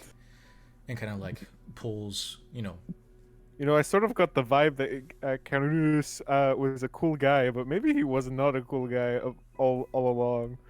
Oh, he's fine. He's somewhat of a stick in the mud, but he looks out for us, Does he kill people? Well, not kill people, put them in internal suffering for a lot? Like, does he do that a lot? Only to those who deserve it. Well, I don't... people who deserve things is sort of an interesting ethical dilemma there, because who are we to determine what is right or wrong? I've recently become very revolutionary in my political views. Well, I mean, you see it right there, Philip. It's those with power choose. We're the ones who can make that choice. Oh, okay, so you and me are the powerful ones who can make the choices, or are you just talking more of in a general sense again? Both. Okay, well, I Do don't you really think do we you are. or do you not have power, Philip? I've seen you bring things back from the dead. That is I the power to choose a new life for them. I'm more of doing it in a way to understand my own abilities a little bit more. Even if you are learning still, it does not deny that you have power. But I don't think that gives me the I don't know. I just feel like this is a little bit of a messy ethical problem. You keep using that word. Ethics Yes. or problem? I do both. No, I can definitely understand what a problem is, but ethics. Okay, good, because I feel like we're in one right now. That's such a human word. Excuse me. I mean, I for one would like to. I try to hold on to every little bit of humanity I can, But why? because that's ultimately what I would. I mean, ultimately that is what I would like.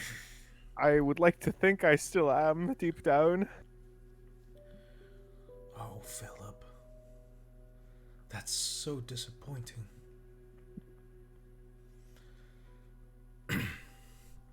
Well, doesn't stop us from our quest. Do you still want to Oh, find the Fogwell? I'm somewhat scared that I do.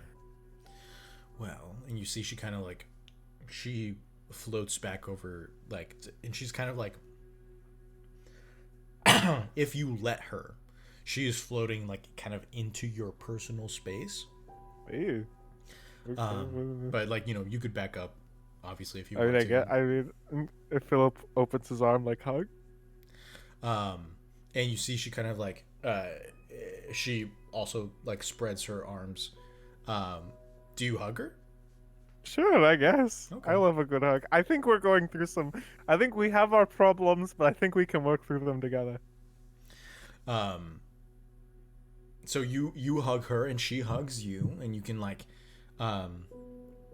I think the way y'all height your height differences, I think you maybe come up to like her shoulder, and she kind of like just kind of like hugs you, and you kind of somewhat notice that like her proportions of humanity or a humanoid form are also somewhat different than what a normal person, like the arms just like a tad bit longer, the We got legs some a little bit Coraline longer, yeah, mom thing going on very here. very kind of like other mother kind of like proportions a little bit, and she just kind of like hugs you, and you hear her say, I saw it in my dreams, Philip. You know where the Fogwell is, and I want you to tell me where it is.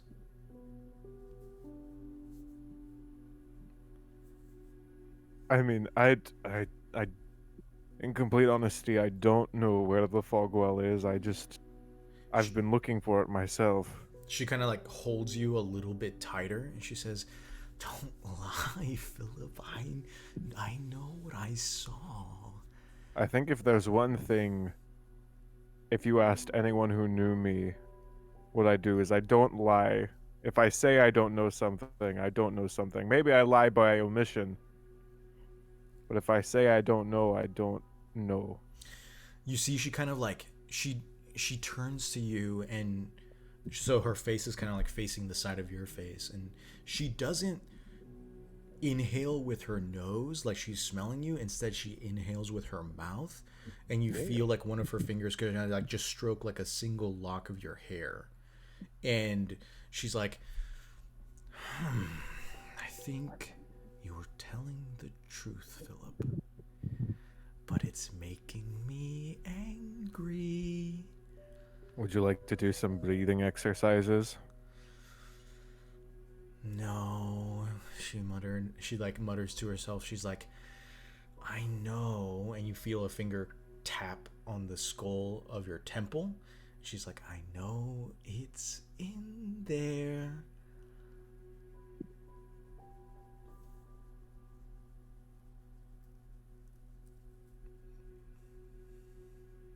I think you deeply overestimate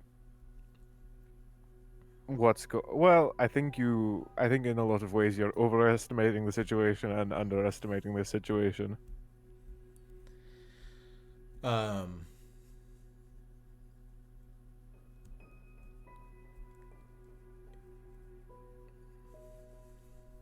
You see that, or like, you say this, and you hear kind of like take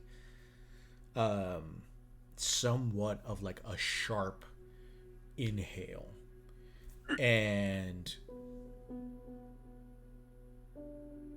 she kind of stands up and like tilts your chin up to look into her eyes. You said something about breathing exercises. I just thought I'd give you a chance to take a few in. You never know which one will be your last. You see her, she gives you that very wide smile again, and she looks up, and you can kind of see just like a break like through the tree canopy, that again, this entire time, to clarify to everyone, it's been like the town hall took place at 5 p.m. It has been dark as if it were night because of the dark clouds that have now been like covering the sky this entire time. And you see she kind of like takes a thumb and like from her perspective, it's almost like she's erasing away some of the clouds, and you watch the clouds just kind of like shift away as she moves her thumb, and she looks at you and she says, there's only so much I can do with this, but and you watch, like, it's strange, it's not daylight, it looks like moonlight, though you can see the blue sky above, and you see it hit her face, and she looks at you, and you see her eyes are as essentially like just two moons, full moons staring at you, and you feel her will press itself against yours, and I'm going to need you to roll me and act under pressure to contest this hijacking of wills. I don't think I'm gonna. I worry I'm not gonna have as much luck as my other players are having today. I don't like this. Okay, cool. I got a 5 and a 2. Okay. Which is a 7 plus my 1 cool is an 8. Not bad. Excellent. So, Chris, you have spoken so much in the past about these voices in Philip's head. Oh hell yeah. As Dora presses her will into Philip's consciousness, tell me, like, what are the voices doing in this time? Like, what are they telling Philip? What's happening within this planescape? I think there's certainly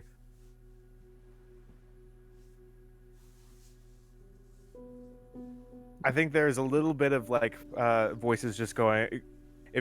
Am I reading this right in that she's hearing the voices, or am I just describing what the voices are telling Philip? I think you could do both. Like her will is beginning to impose onto your like inner sanctum, essentially. So like the voices could be addressing her, they could be addressing Philip. Like, it's all up to you, my friend. All right. I think there's, the voices are sort of going like Philip, like saying names, like different names are sort of floating around as sort of just like a common background. Like, I think generally the voices are doing like this background noise of calling different names out, and Philip sort of reacts to them in different ways. I think as more things going, I think stronger voices come forward, going run, run, run, run, run, run, run. And then I think, yeah, I think that's pretty much it. I think there's this sort of undertone of different names being spoken, and then sort of this overtone of just this word run. Dope. I think that you this is so like I almost called her the other mother. Dora kind of like stood up, correct, but like her hands are still like somewhat on your arms, so you can feel them like physically digging into your arms, and you hear her voice just like rings out, and like unlike the sporadic voices of within your head, her voice reverberates out like a soporific kind of effect. It's like a warm blanket just like enveloping your thoughts as she says, "I'm not going to hurt you, Philip. I just need to find the information. If you fight me, I can't promise I'll put you back together the way you were."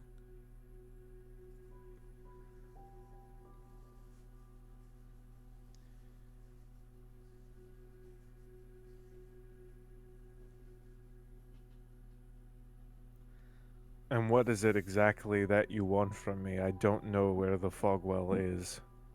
Yes, you do. You just don't know it. But it's in there. I can feel it. I can smell it.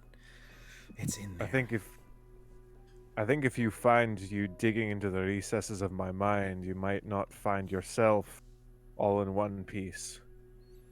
Oh, I've been broken before, Philip. I know what it's like to be shattered. I think you do too. We can find the answers, Philip. Just let me in.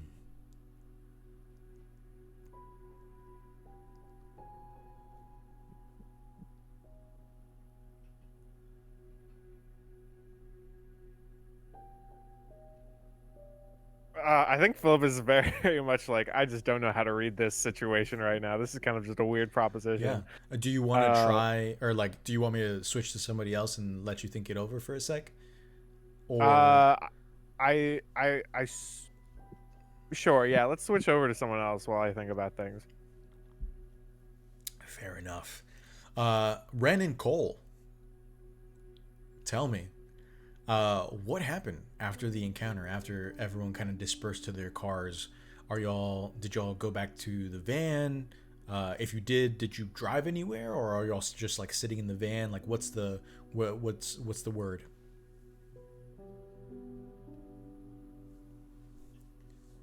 I think Ren is like very visibly upset and is not going to sort of take the lead right now.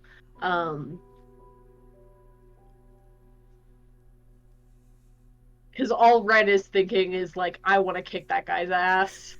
Sure. Philip's missing. Miss Merrill collapsed. And then there's that. There's a lot going on right now. And I think he's saying this as he's driving. Okay. I don't know where Philip went.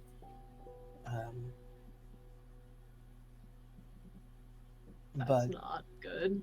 No. But we do know that Miss Merrill will be going back to the antique shop, so we'll head back there for now. And maybe go hunt for Philip with the help of Fig, since Fig is a great hunter. Yeah. But that was... Did you feel it too? The pressure, the fear, yeah. Is that what all of his victims are feeling? Are they all afraid? Know. wouldn't surprise me.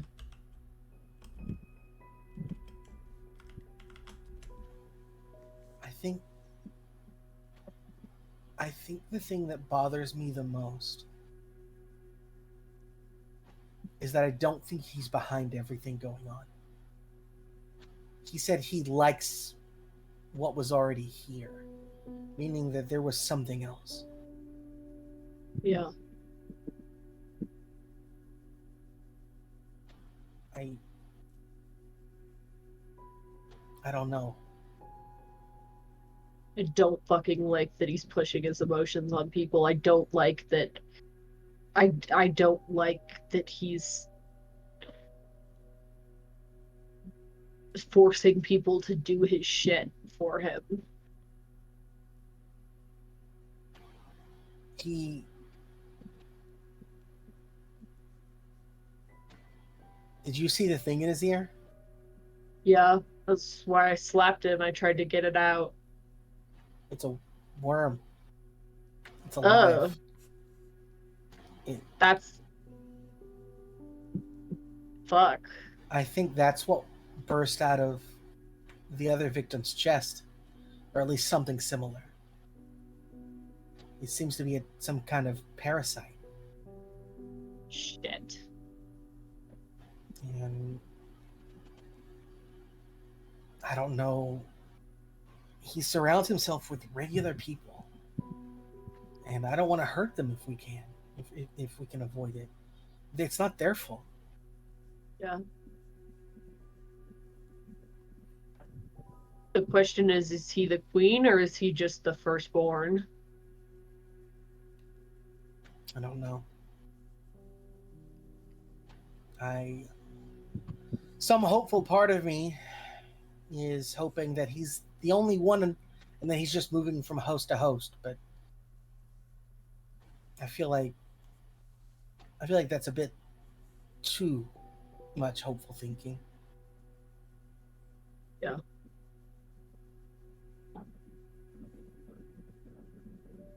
Well, hopefully Fig will have some good insight going on.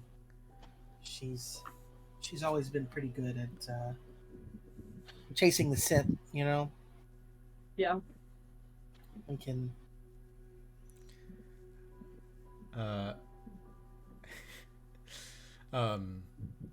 As y'all stop at a stop sign, you hear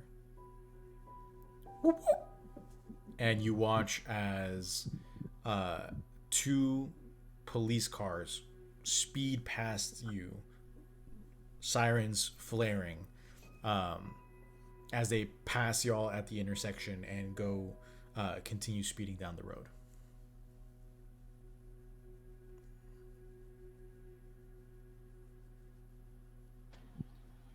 He just kind of looks to Ren. And I think Ren just sort of looks to Cole.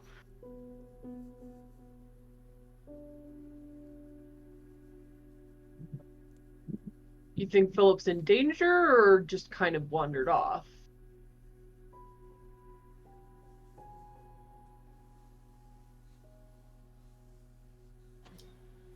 I think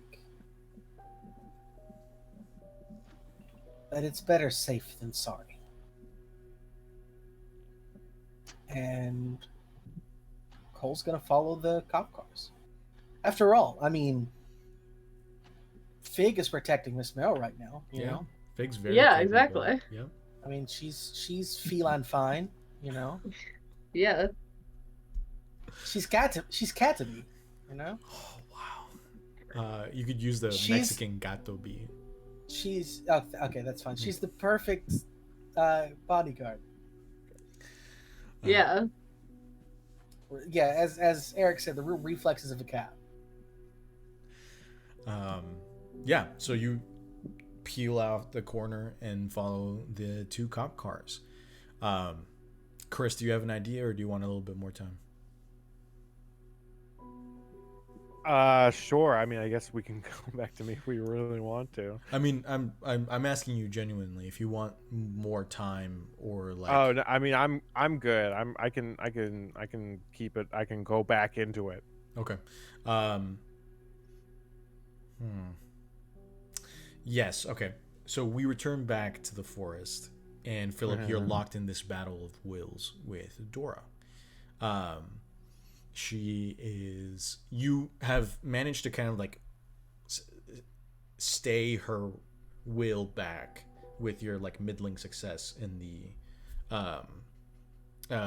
in with the act under pressure roll. So like she has not invaded your mind, but like her presence encroaches further and further the more you do nothing. Okay. Cool. I think, if I may, I think Philip is going to just quickly say for clarification. So, exactly what makes you think I know where the well is? You saw it. I know you saw it. Oh, my mic dropped. It changed the song, I think. It did actually. Oh no. I guess that did actually happen. Play it up, really Craze. funny. Play it up. Improv. What are you doing? How do you know that I saw it? And you watch like her face suddenly appears like out of the mental darkness within this planescape. It appears just like humongous, and like the eyes are like somewhat like enlarged, and her face is somewhat stretched out as it like begins to press down on like your psyche. And she says, I saw it. I dreamt of you, Philip. And Well, dreams are certainly another thing than reality. For me, they are one in the same.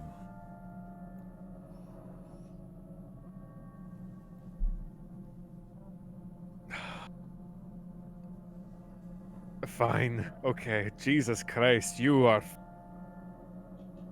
Just don't blame me when things go bad for you.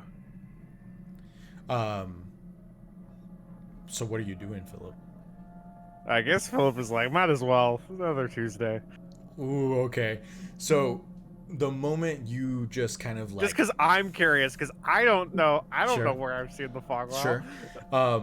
You feel this lancing pain in your skull as the planescape goes white.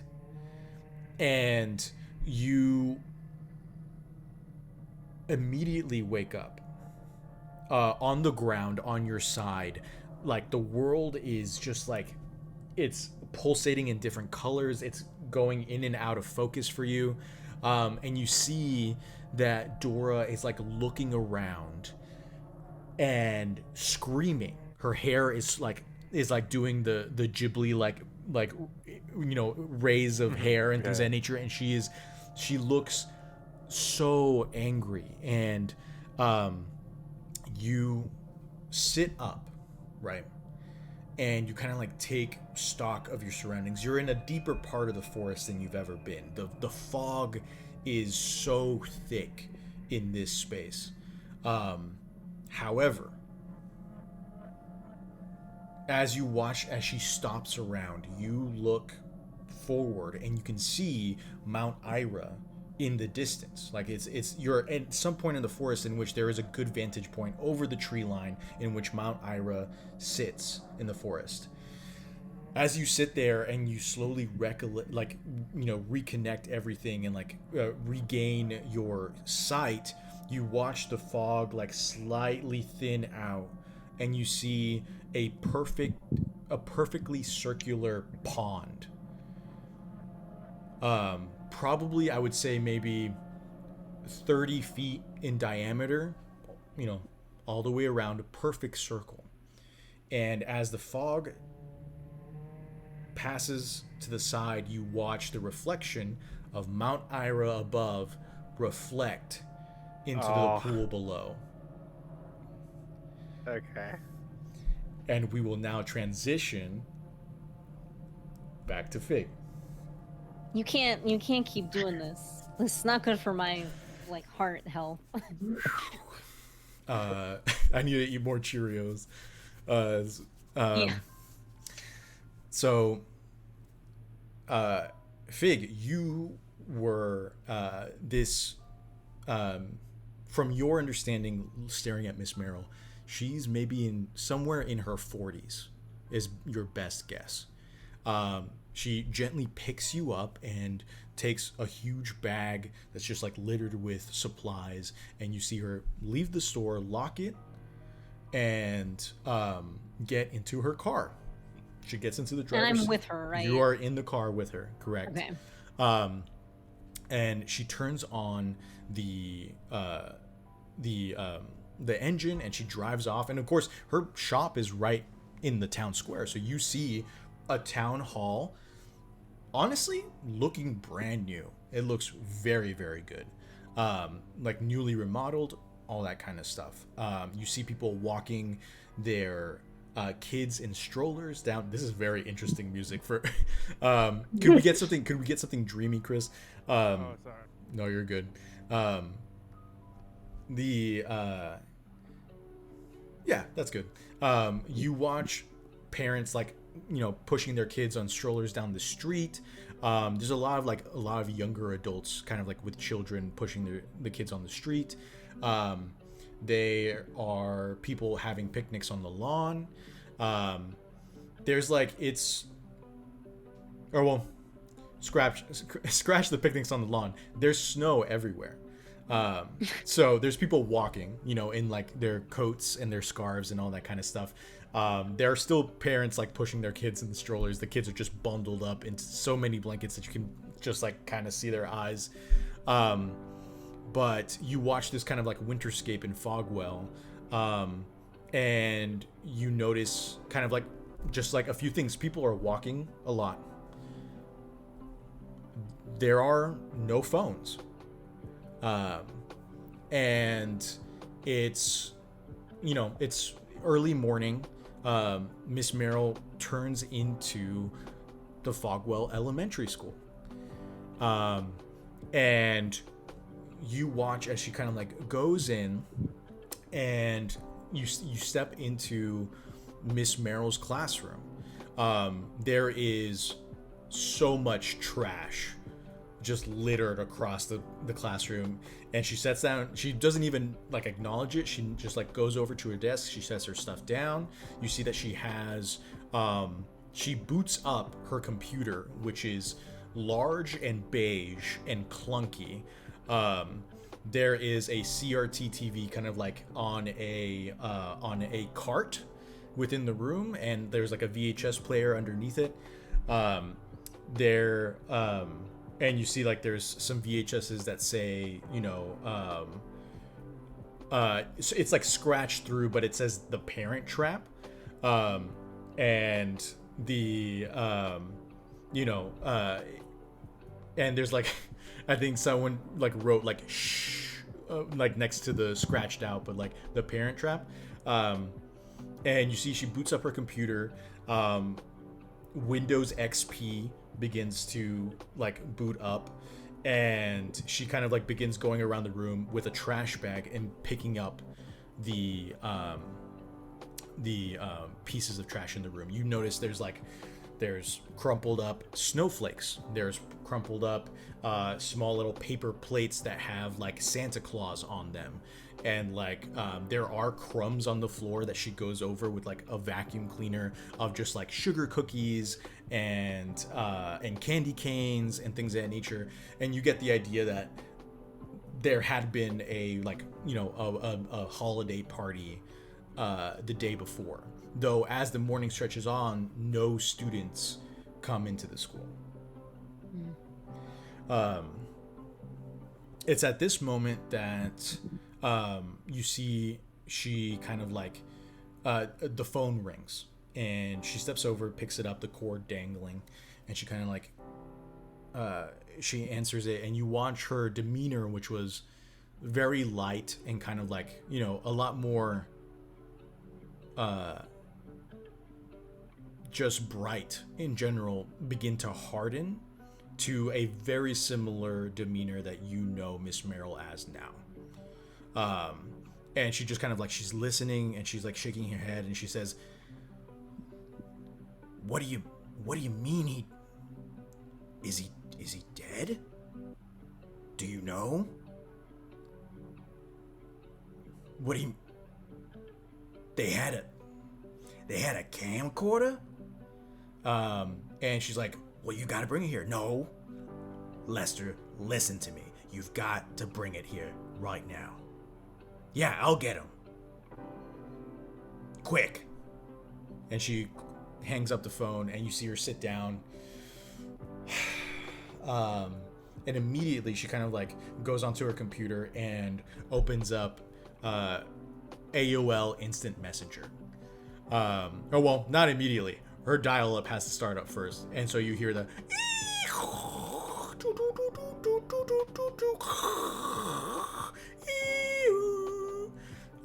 It lasts for like about 2 minutes before she manages to hop on to AOL Messenger. And you see she kind of like going through different chats that she has opened until she finds a specific one and like begins to type out messages. She's no longer paying attention to you, so you are free to kind of like explore the space as much as you'd want to. Can I read English? Yeah, you have a human mind. I mean, fair. Like you were saying earlier that I could understand like what the TV was saying. I just wasn't sure if I could read too. No, you're good.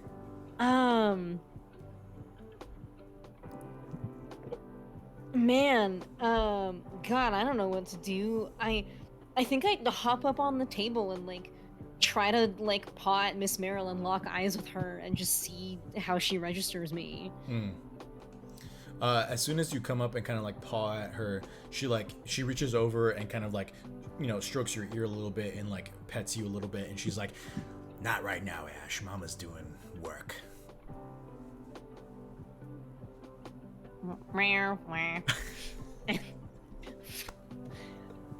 Disgruntled cat noises here. Mm-hmm. And then, man, I don't know. Do I have my moves? I mean, like, you're welcome to try. I'm not gonna tell you no. So if there's anything you'd like to do, let me know. She has to still have those hunting instincts. I know. Well, even better hunting instincts, to be honest, as a cat. I mean, come on.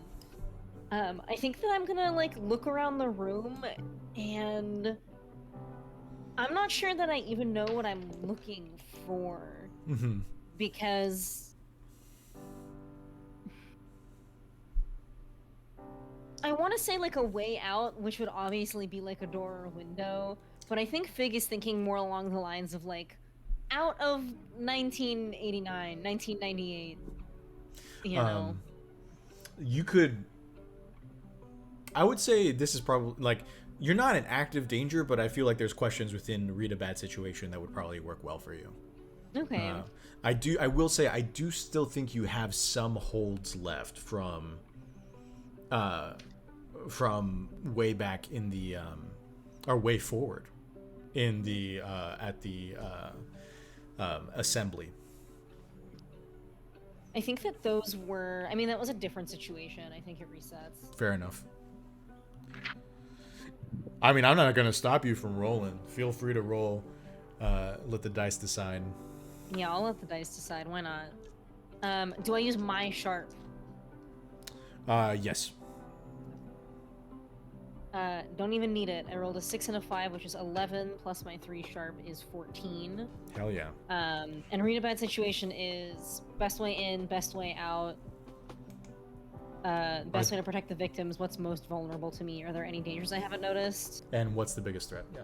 What's the biggest threat? I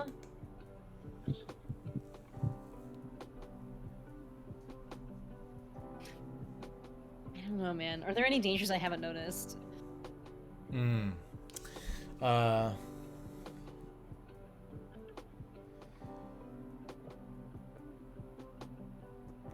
You, as you ponder this, as you're like investigating this question, you see kind of like running through the legs of the desks is Little Man. And you watch as like there's a moment where he like looks up at you very quickly and then zooms through the desks. What do you do? Follow him. Cool. No problem. Yeah, No question. You hop down easily off the desk and just like chase after him. And you watch that he like hops on top of like a chair onto like a low table filled with like crayons and markers and things of that nature, onto kind of like the windowsill of this kind of like these large windows on the side of the classroom. Do you follow? Yes. Cool. I'll say as you kind of like hop up onto the windowsill, you see that outside again, snowscape in general.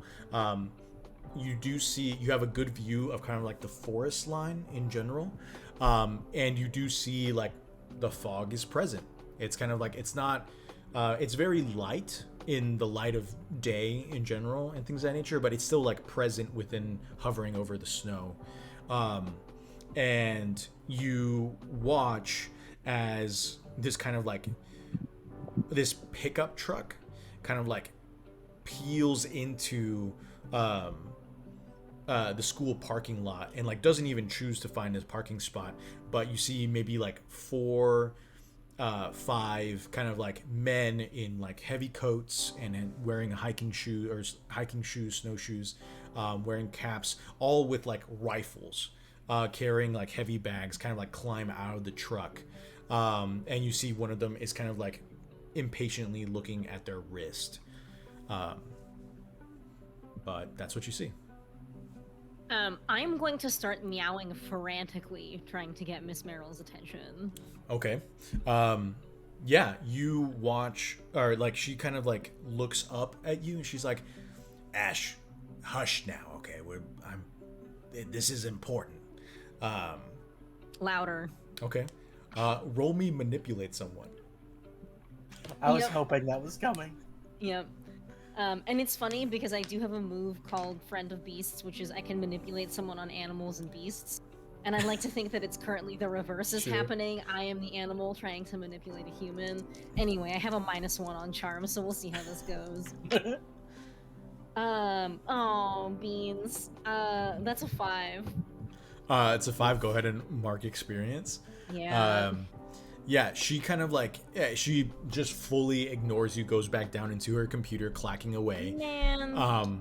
You watch as 2 more trucks come up, and like maybe I'd say like 9-10 more guys, all with their own kinds of like rifles, climb off of the vehicles. And they all kind of like talk for a moment before they start walking into the woods.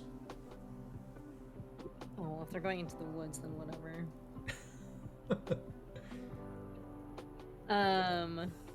What's Little Man doing? Little Man's gone. As soon as you hopped up there, Little Man was gone. Little Man's been gone for 20 years. Not that he's dead, he hasn't been born yet. Gosh. Yeah, I was gonna say. What's my best way out? I want to see if I can follow these men into the woods. Okay.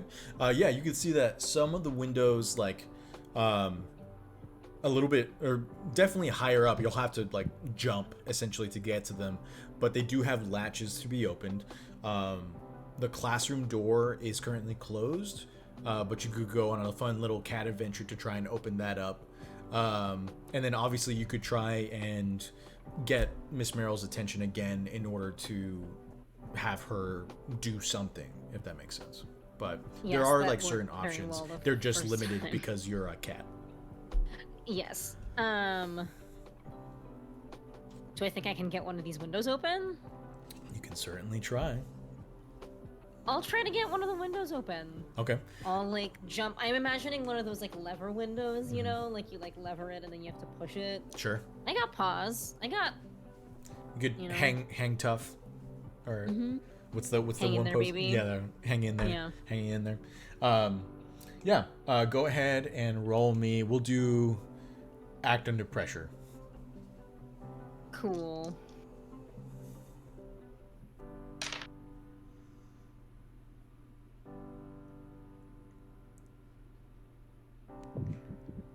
Altogether 3?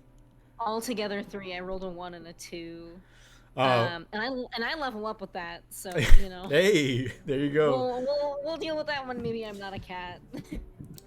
So you launch yourself up in the air in order to open this window, but you, hubris, thy name is Fig as a cat.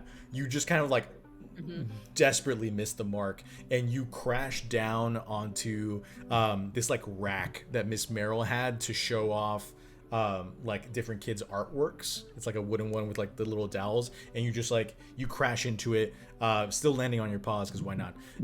And like, but like you crash into it, making this huge noise, and Miss Merrill kind of like she like gets up and like looks over, and she's like, Ash, what is with you today? And you kind of like look up at her. She looks down at you, and then the classroom door opens. And you watch a man, also kind of like in his 40s, step in wearing a like a dense sweater and like slacks with some like really worn in leather boots underneath. And he steps in, and he kind of like he has a very kind of like weathered face, and he kind of like looks at Meryl and he says, is Lester here yet? And Miss Merrill looks over at him and she says, no, Captain. Okay, he's not here yet. He's bringing the evidence, okay? And the captain shrugs, and he goes over and sits down in one of the very tiny chairs, just kind of like waiting, or like he sits down in one of the tiny chairs. And I think that for the moment, we're going to go ahead and transition back to Philip.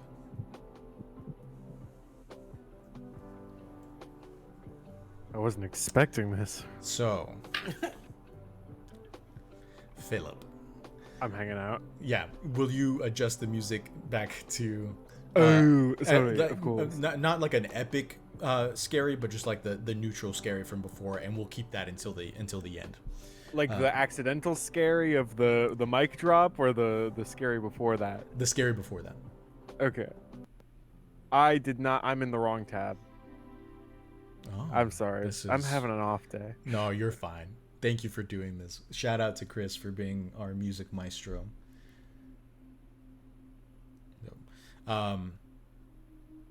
So you are, again, you're staring at this very familiar, now that you're in front of it, symbol or visage of Mount Ira reflected in this perfectly circular pool in the dense forest. And again, you see it for a moment before the fog just kind of like encircles the pond once more. And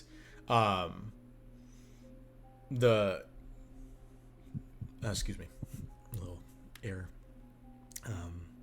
Dora, you begin to hear, she's just like, it's strange, like her screams are like they flit in between like animal screams to like strange like static to strange like to a high-pitched ringing. Like she just is raging right now. Her hair, she hasn't noticed that you have kind of like come to yet, but I would like to know what Philip is doing in this moment. So is she like completely out of it, or is she like doing something and I'm gonna like interrupt her and she's gonna... You see she's kind of like, she's rushing around, almost like grabbing at the fog and like tearing it away, tearing it apart. Okay, so I'm getting the vibe that she's trying to find the fog well but cannot find the fog well. Okay, cool. Your silence does numbers. I think Philip sort of gets up. Philip's not really. I don't think he's going for a stealth vibe. Uh, I think Philip's just like, wait, did you? By me seeing the fog well, did you mean I saw a fucking piece of paper with a symbol on it, and that's what you thought the fog well was? You see she stops dead in her tracks, and like in her rage, those odd proportions that like for sure were weird before have become much more distended. And you see she like turns around to you and like is like looking at you over her shoulder, and she screams, "Where is it?" I'm sorry, you did the whole fucking stabbing me in the head and you couldn't even find it. It brought us here. Where is it, Philip?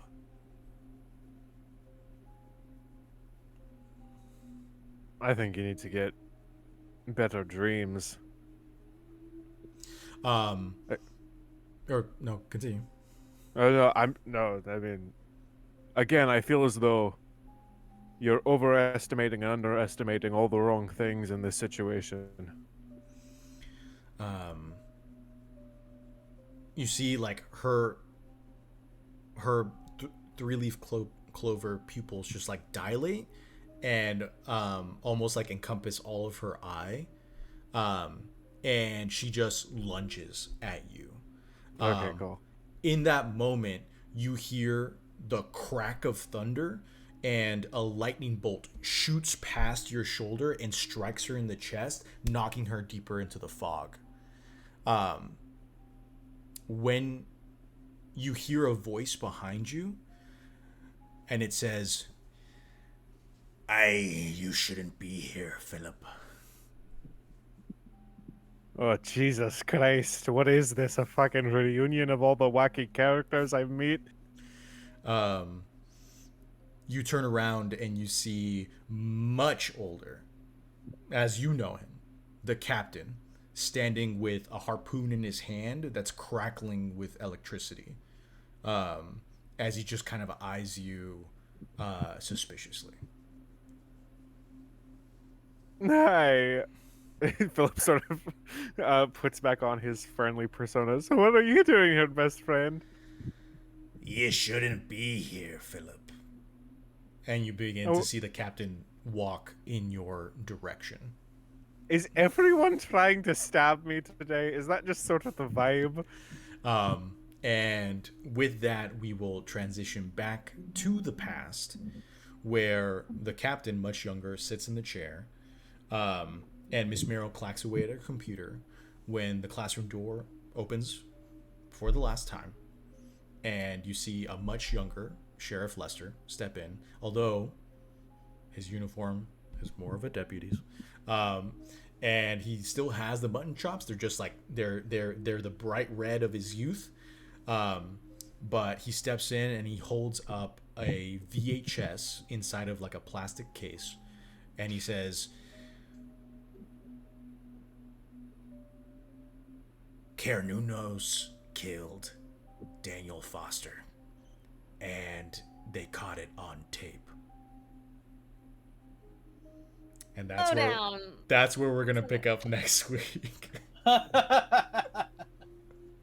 Speed up.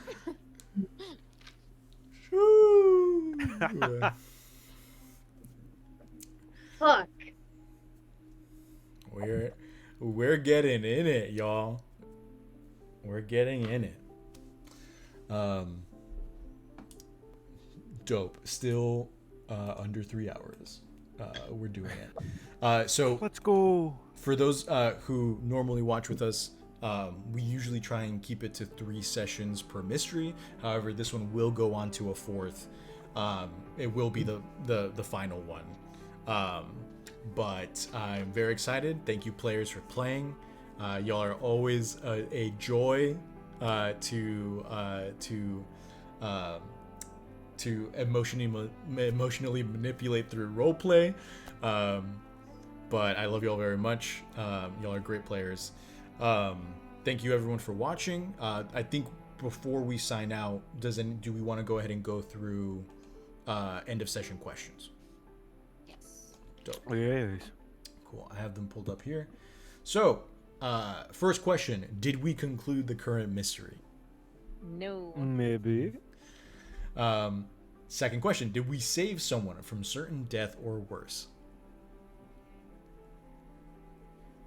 The captain saved me. The captain Did you earns a feel point of like experience. us being saved? Damn it. Does Does Cole saving... Cole Sorry, saving you Ren from something that Ren got themselves into count? Oh, wonderful question. Let's come back to it. Okay. Next time. Did we learn something new and important about the world?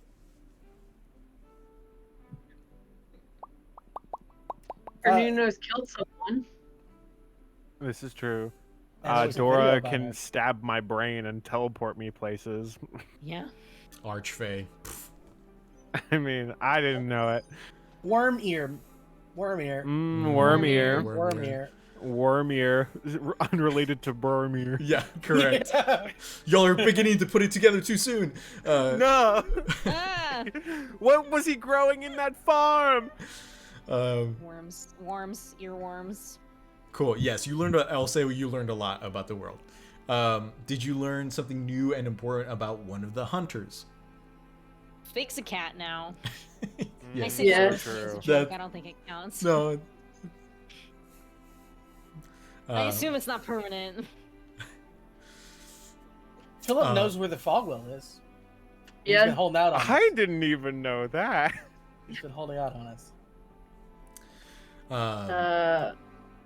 So one yes. Was that two yeses? I think it's 1.5. yeah, it's like a weird 1.5. I'll say with the half Alright. of like Ren needing Cole's help to get out of the situation, I'll say it's 2. 2 yeses. I think it's Doesn't still really 1 change point. anything. No, I'm Yeah. saying like the half of the last question and the half of the did you save someone from certain death make up one Okay. yes Oh, and one okay. yes. Yeah. It still is just Got 1 it. point of experience. So everyone mark 1 point of experience. Masha, you leveled up, so Leveled just up. I did. I'll have to think about what I want. no, that's all good. That's all good. But just mark whoever leveled up. Mark it. Be thinking about what y'all are thinking about for that. I already know. Dope. Yeah. Cool. Do any of y'all have anything to say before we sign out? You're so good at villains. Thank you. You yourself are such a good villain. So You, the audience, are the best villain of all. I hate your fucking guts. But we love you. Clip that out of context. I love your guts. Anyway, But just your actually, guts. The rest of you is kind of gross. That's such a good Dora impression. regardless, we and everyone out there, we love you, and or know that someone out there loves you, and that you are special. Probably not me, but it's someone. Like how you Probably said, not me. you said we love you, and then just backtracked, and we're like, well, somebody loves you. You want somebody well. I don't I know. love you. Much Listen, commitment. listen. You can't. I don't want to commit. I'm I- terrified. I love you unless you're a Nazi, in which case I don't love you. So true. Actually, There we very go. true. So just don't be Absolutely. a Nazi, and I love you. I love you as long as you are not a sucky person. There's a big list of things that I will not love you for. Yeah. But I feel like our Yeah. audience does not. But fit into that generally, category, Sure. so. everyone in this call and everyone in the chat loves all around. There we go. Somebody hug chat. Like, hug your monitor right now. Hug someone, tell someone else that you love them, and do it better than I can. Don't be scared of commitment. Chris Take rolled risks. a 1 and a 2 on his manipulate someone roll. He's trying. When? Oh yeah, that was last session. I was like, when did I do that? Well, with that in mind, both to my players and to the audience, please be kind to yourselves. Make sure to stretch, unclench your jaw, get a drink of water, and Join this Discord if you'd like. Follow us on social media at TurnTables RPG. Find us on YouTube. Watch our stuff if you'd like to. We appreciate any kind of support. And we hope to see you next Tuesday as we wrap up this very interesting mystery. Good night. We love you. Take care. Bye-bye.